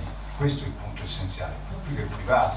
Poi adesso questa distinzione mi sembra che negli anni si vada lentamente sfumando. Certo, ci sono le complessità amministrative, le conosco meglio, cioè, le conosciamo entrambi, sono molto ampie, però lo sforzo di cambiamento deve andare in questa direzione, io non vedo altre soluzioni. Sì, chiedo la parola. No, soltanto aggiungerei che è vero quello che diceva lei, cioè il turista non è automatico che venga in Italia, non c'è più quella simpatica plusvalenza che una volta era scontata e quindi bisogna andarsela a conquistare uno per uno. Rimane il problema, lui dice, è difficilissimo. Perché è difficilissimo? Perché è difficilissimo? Perché non si può rendere facile? Secondo, faccio un esempio, non è che abbia particolarmente i cugini francesi, però io mi sono trovato 1000 volte ad avere a che fare con dei territori, loro parlano del terroir, cioè il territorio, che prescinde dalla parte, diciamo, amministrativa, però di fatto non sono dei territori che hanno delle cose insieme, ma sono mobili, cioè una volta era l'Oira col BD insieme con non so perché vendono non so cosa, poi cambia tutto lo scenario e altre regioni si uniscono per altri motivi, quindi sono da questo punto di vista obiettivamente più sinergici di noi. E certo, se esisterà sempre il gap della Proloco che vende la salsiccia, rispettabilissima, sagra, storica, con un grande passato, non andremo con tutta. Però io credo che da una parte bisogna tirare la corda, probabilmente è il ruolo dello Stato, secondo me, che deve fare, dare l'esempio, essere l'iniziatore di un percorso pubblico privato. Esatto, e soprattutto secondo me avere la possibilità di apprendere come siamo percepiti, perché questo è un altro aspetto che la rete ci dà oggi gratuitamente in maniera molto intelligente. È inutile che io continui a parlare di un luogo che nessuno conosce. Se continuo a parlare di una destinazione che sta più nelle corde soprattutto delle persone di quel territorio, ma che in realtà non arriva fuori, ho un problema di brand banale, semplice, che devo affrontare. Vuol dire ragionare in termini di rebranding e di riposizionamento, sì, come farebbe un'azienda. Io non è che posso continuare a insistere su una cosa che è poco conosciuta, posso aumentare la conoscenza, ovviamente ho anche quello strumento lì, ma se a un certo punto ci rendiamo conto tramite le informazioni che riusciamo ad raccogliere che abbiamo alcuni punti di forza su cui magari non stiamo lavorando sufficientemente e altri che riteniamo erroneamente dei punti di forza e che oggi sono cambiati come modelli di costruzione dell'offerta, sono modelli che seguono le regole di mercato. Le ciclopiste funzionano nel momento in cui il sistema dà quell'opportunità. Una delle riflessioni che sta facendo sui treni storici è: vabbè, ma bellissima l'esperienza, ma quando mi fermo in stazione cosa c'è intorno a quella stazione? 2 ore di sosta sono costruite perché poi le esperienze siano correlate? O si arriva a quelle situazioni in cui si vuole destagionalizzare, però poi il 15 settembre chiudono tutti gli alberghi in una destinazione? Perché questo poi è quello che realmente sta succedendo. Quindi lo sforzo in questo caso è sempre di progettazione condivisa e di strumenti facili per trovare insieme degli obiettivi. Però una volta trovati poi la strada è lineare, no? Io mi è capitato di viaggiare un po' in Spagna, di conoscere un po' gli imprenditori francesi, gli spagnoli, loro sono così, cioè stabiliscono che lì si va e poi tutti insieme lì andiamo, non è che poi si comincia, no, però quello va da una parte, quello va da un'altra, poi c'è il livello intermedio che decide un'altra cosa, piani di promozione che non dialogano tra di loro.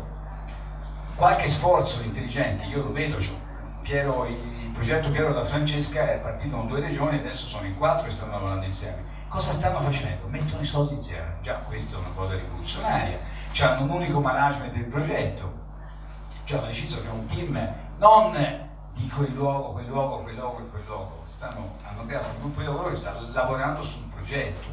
Questo tema dei grandi attrattori, i grandi itinerari, perché la Francigena diventa così rilevante? Non è soltanto la strada, è che è un progetto che riguarda tante regioni che hanno un unico tema da raccontare. Questa ipotesi che dobbiamo cominciare a passare da una promozione di destinazione a una promozione di motivazione sui grandi attrattori è un altro passaggio importante a livello culturale. Si parlava prima del turismo esperienziale, oggi è tutto così, la rete ha cambiato totalmente tutti gli equilibri, la gente fa tutto da solo, cerca le cose da solo, cerca motivazione, lì bisogna farsi trovare, ma anche trovare le corde giuste di narrazione, lo storytelling, no? Dopo abbiamo storytelling è una parte rilevante, è una cosa che fino a qualche anno fa non esisteva, oggi è una parte rilevante. Il secondo canale di motivazione di viaggio al mondo è YouTube, è il secondo strumento di pianificazione di viaggio. Non ci sono male, ci sono con dei video caricati negativamente, ho un problema di posizionamento del brand, devo ragionare su questo. Le ricerche grandi sicuramente lo Stato può aiutare a farle e a metterle a disposizione, anche i territori. Grazie. Ecco, c'è una signora, prego. Le posso passare il microfono?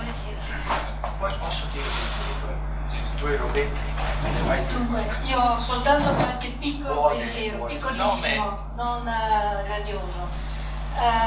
Mi è capitato recentemente di fare un viaggio in pullman fino a Ischia, tanto per intendersi, di quelli organizzati. Sono rimasta esterrefatta perché c'erano i cartelli che indicavano una via, un indirizzo, non so, da una parte c'era Cassino, ma 10 km prima. C'erano dei castelli che si intravedevano senza nessun nome. Ecco, almeno la presenza in autostrada di cartelli con freccia, questa è la direzione. C'è un bel progetto del touring, sì. Era una mia battaglia personale questa. Ah, sì? Se lei va in Sicilia in una rotatoria rischia di passarci mezza giornata perché non sa da che parte andare. In Calabria resti lì. A parte i cartelli, perlomeno sapere che cosa si attraversa, dove sono e quanto ci vuole per arrivarci. Io se fossi stata nella mia macchina avrei fatto 100.000 soste perché erano tutti interessanti.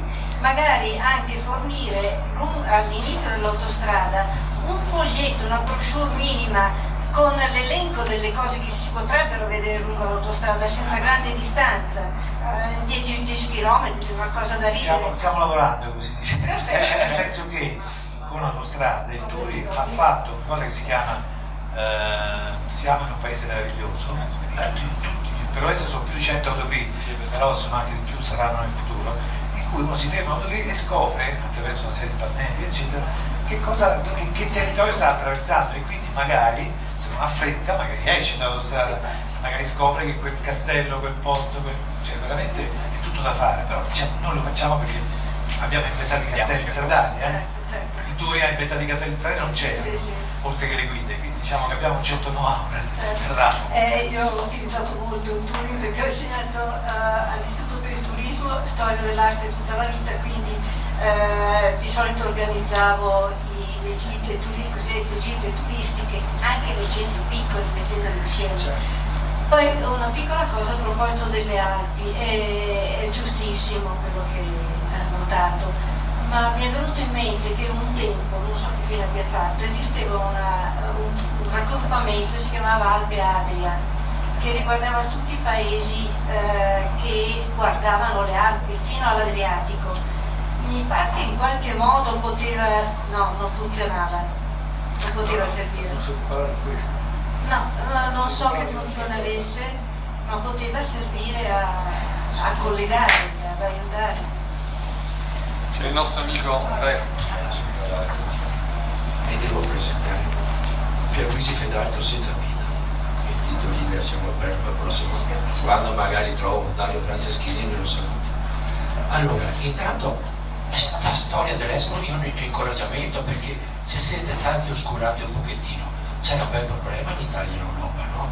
Perché qui si trattava del problema dell'Eurozona e dell'Unione Europea, in qualche modo ha centrato l'attenzione dei vari di tutto quanto il mondo, compresi Stati Uniti, Russia e tutto quanto. Quindi una volta risolto questo problema voi ritornerete alla ribalta sicuramente. Per quanto riguarda il discorso delle istituzioni, io ho già cominciato a dirlo in giro. Dica al suo ministro e al Presidente del Consiglio che se vuole rimane una presidenta. Va bene, lo dico io direttamente, che approfittando, guardate che questa è una cosa seria, approfittando delle riforme istituzionali, va bene, già la Brambilla aveva l'assessorato al turismo e aveva fatto un buon lavoro, no? E mettendo assieme regioni e Stato, e quindi anche qualche cosa a livello europeo come minimo, è una strada giusta. Però noi abbiamo il ridisegno organico di tutto il sistema istituzionale italiano, ivi compresi le province.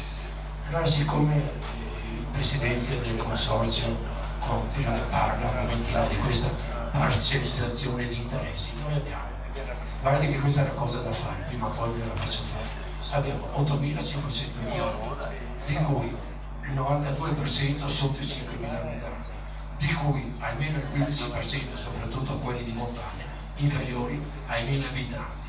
Questo sistema di organizzazione dell'ente locale non regge più, è antistorico, e quindi tutti quanti il discorso delle gabelle e della tassa di soggiorno va rivisto in una riorganizzazione del sistema istituzionale italiano che abbraccia un momentino attento, pur mantenendo il localismo di origine che si può tranquillamente fare anche a livello di rappresentanza. Va bene?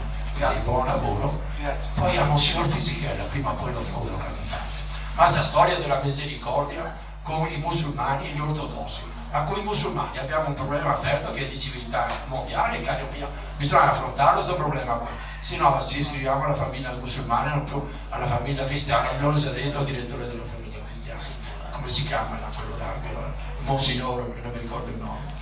Va bene, insomma, ci iscriviamo, cambiamo il titolo di famiglia cristiana e spero di essere stato abbastanza come dice, leggero, insomma. Troppi comuni. Io vorrei dare 3 buone notizie. Una è che a Soave, che è bandiera arancione, è nata una rete di impresa. Questa è una.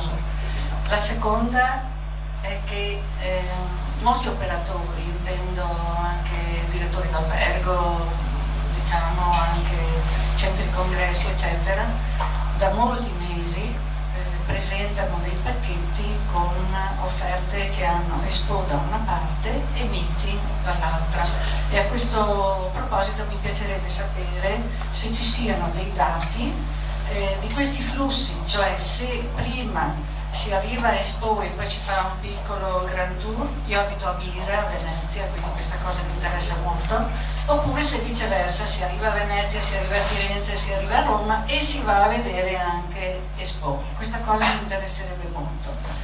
E l'altra buona notizia è che è nata non la tassa di soggiorno, ma la carta di soggiorno, nel senso che in altre vallate, se volete vi dico anche dove, è nata questa carta famiglia di soggiorno, nel senso che vengono richiesti 2 euro per gli adulti e 1 euro per i bambini, però viene data non so cosa dirvi, una carrettata, uso proprio un'espressione molto, perché c'è libero accesso ai musei, c'è libero accesso a tutta la mobilità, a tutti gli impianti e a tutti i programmi che vengono organizzati nella vallata, e questo mi pare una cosa veramente rivoluzionaria, perché per una volta si ha un'immagine, diciamo così, veramente anche perché uno si è sempre chiesto, ma questa tassa di soggiorno dove va a finire? Si fanno parcheggi, si fa che cosa per migliorare? E poi io vorrei che in molte parti d'Italia, questo è l'ultimo, fosse instaurato, dunque 3-4 anni fa, Bardolino è stata indicata come la destinazione col più alto tasso di PIL, benessere interno lordo, non solo per gli abitanti ma anche per i turisti che ci andranno. A me sembra un nuovo parametro questo da utilizzare. Grazie. Ecco, il microfono, quindi ti possono sentire.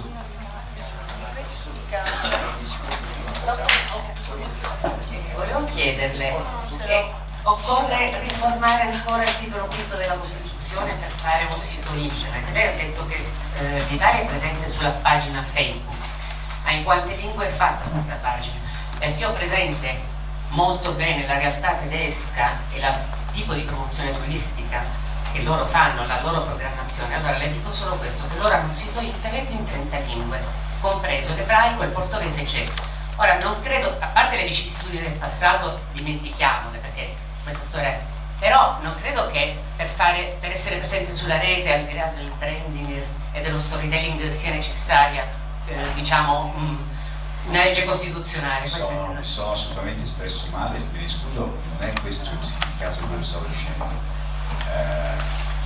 Vi ho detto questo in parallelo alla ristrutturazione di Enit, che è appunto concretata in questi giorni, che ha l'incarico, tra le varie cose, di governare Italia.it. Quindi vedremo che cosa accadrà. È chiaro che il progetto va integralmente modificato, ampliato e quant'altro, ma nulla c'entra con la riforma con il titolo quinto. La riforma al titolo quinto, che sta andando avanti nel suo iter parlamentare lungo e complesso, tra le varie cose che produrrà, riporterà il turismo nell'ambito delle competenze concorrenti Stato-Regioni. Quindi renderà semplicemente più semplice quell'equilibrio che attualmente vede la materia con competenza esclusiva regionale nell'ambito di un ragionamento in cui siamo in due al tavolo, solo questo.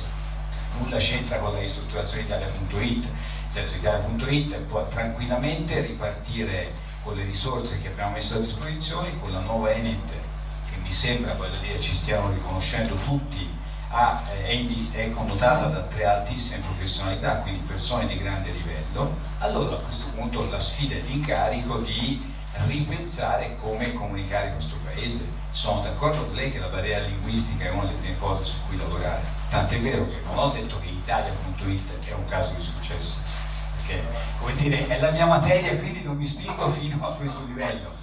Le ho detto che la pagina Facebook in italiano di Italia.it in questo momento è una delle pagine, questi sono dati invece matematici, perché il bello della rete è che non si possono truccare, è una delle pagine che ha il più alto tasso di engagement in Italia, ed è un dato vero, cioè se va a vedere quanto sta crescendo e come sta migliorando le sue performance, questi sono i dati reali.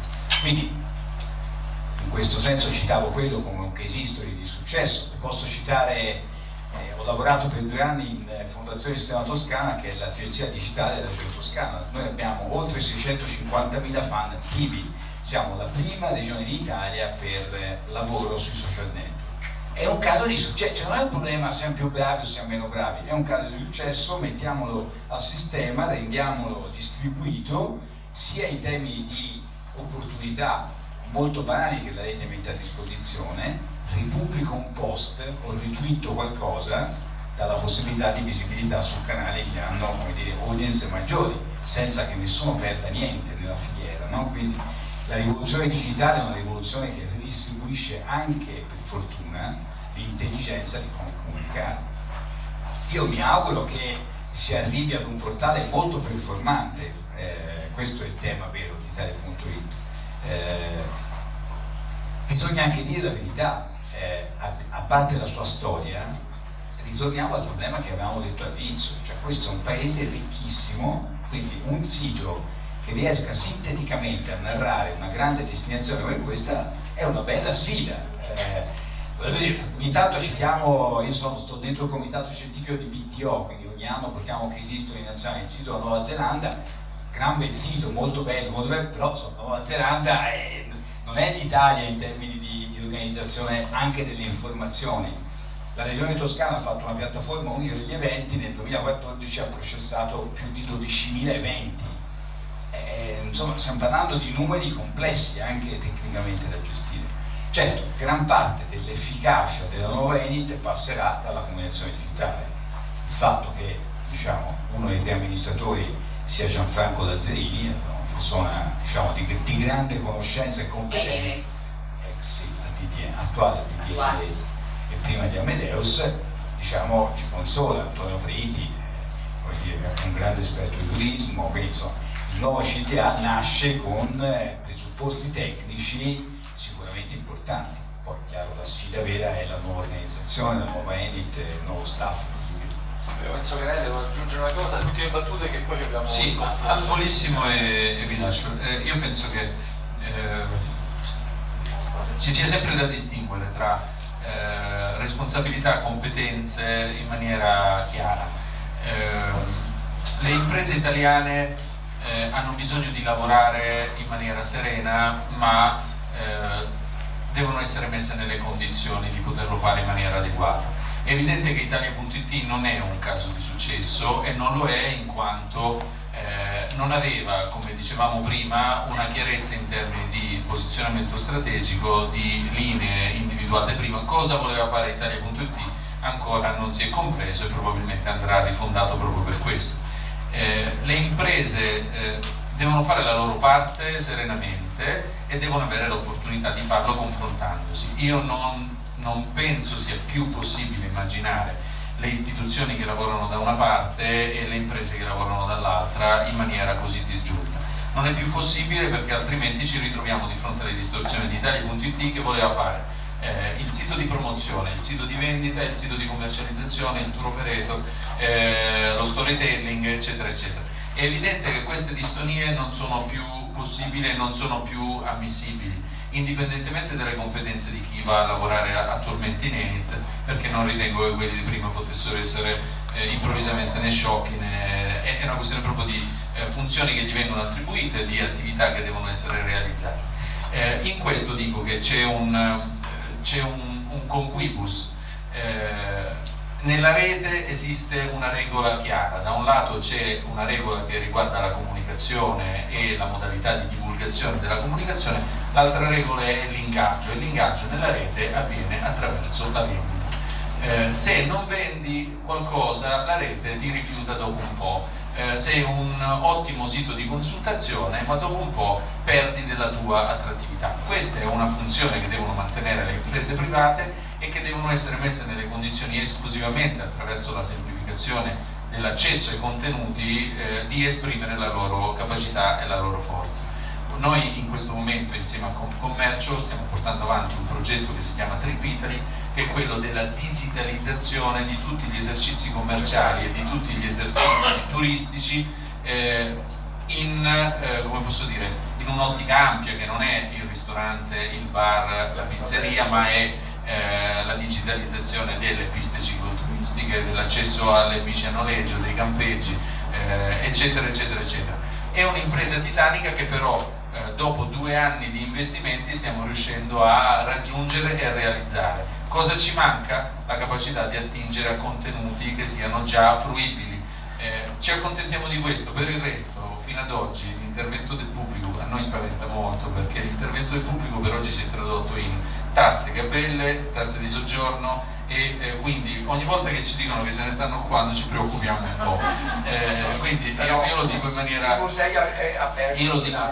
semplice e simpatica, però ogni tanto ci viene un po' d'ansia, dico adesso si occupano di noi, anche no, cioè ce la possiamo fare anche da soli. Competere nei mercati internazionali ci si riesce se lo facciamo insieme meglio. Io ho vissuto un esempio unico della partecipazione alla scrittura della Carta di Milano, pubblico-privato, dove indipendentemente dalle appartenenze a partiti, associazioni, enti, eccetera, eccetera, aziende o governo, seduti intorno a un tavolo si portavano le migliori esperienze e le migliori opportunità. Questi sono degli esempi solidi, validi, che devono e possono essere molto costruttivi e molto utili per affrontarsi su elementi semplici, concreti e senza fare troppe lucubrazioni. Grazie, vi ringraziamo, siamo appunto Enzo Canelli, Francesco Tapinassi, Cristina Tasselli, Silvestro Serra per tutte le loro competenze e i dati che ci hanno trasmesso. Lasciamo il testimone a chi era per la sua magnifica conduzione, grazie a tutti, un grande applauso. Abbiamo un altro incontro, no? Abbiamo una sorpresa, quindi adesso ci diamo 5 minuti per bere un bicchiere d'acqua, il direttore Feltri è già arrivato e abbiamo anche tutte le nostre colleghe che in maniera così un po' estemporanea lo intervisteranno.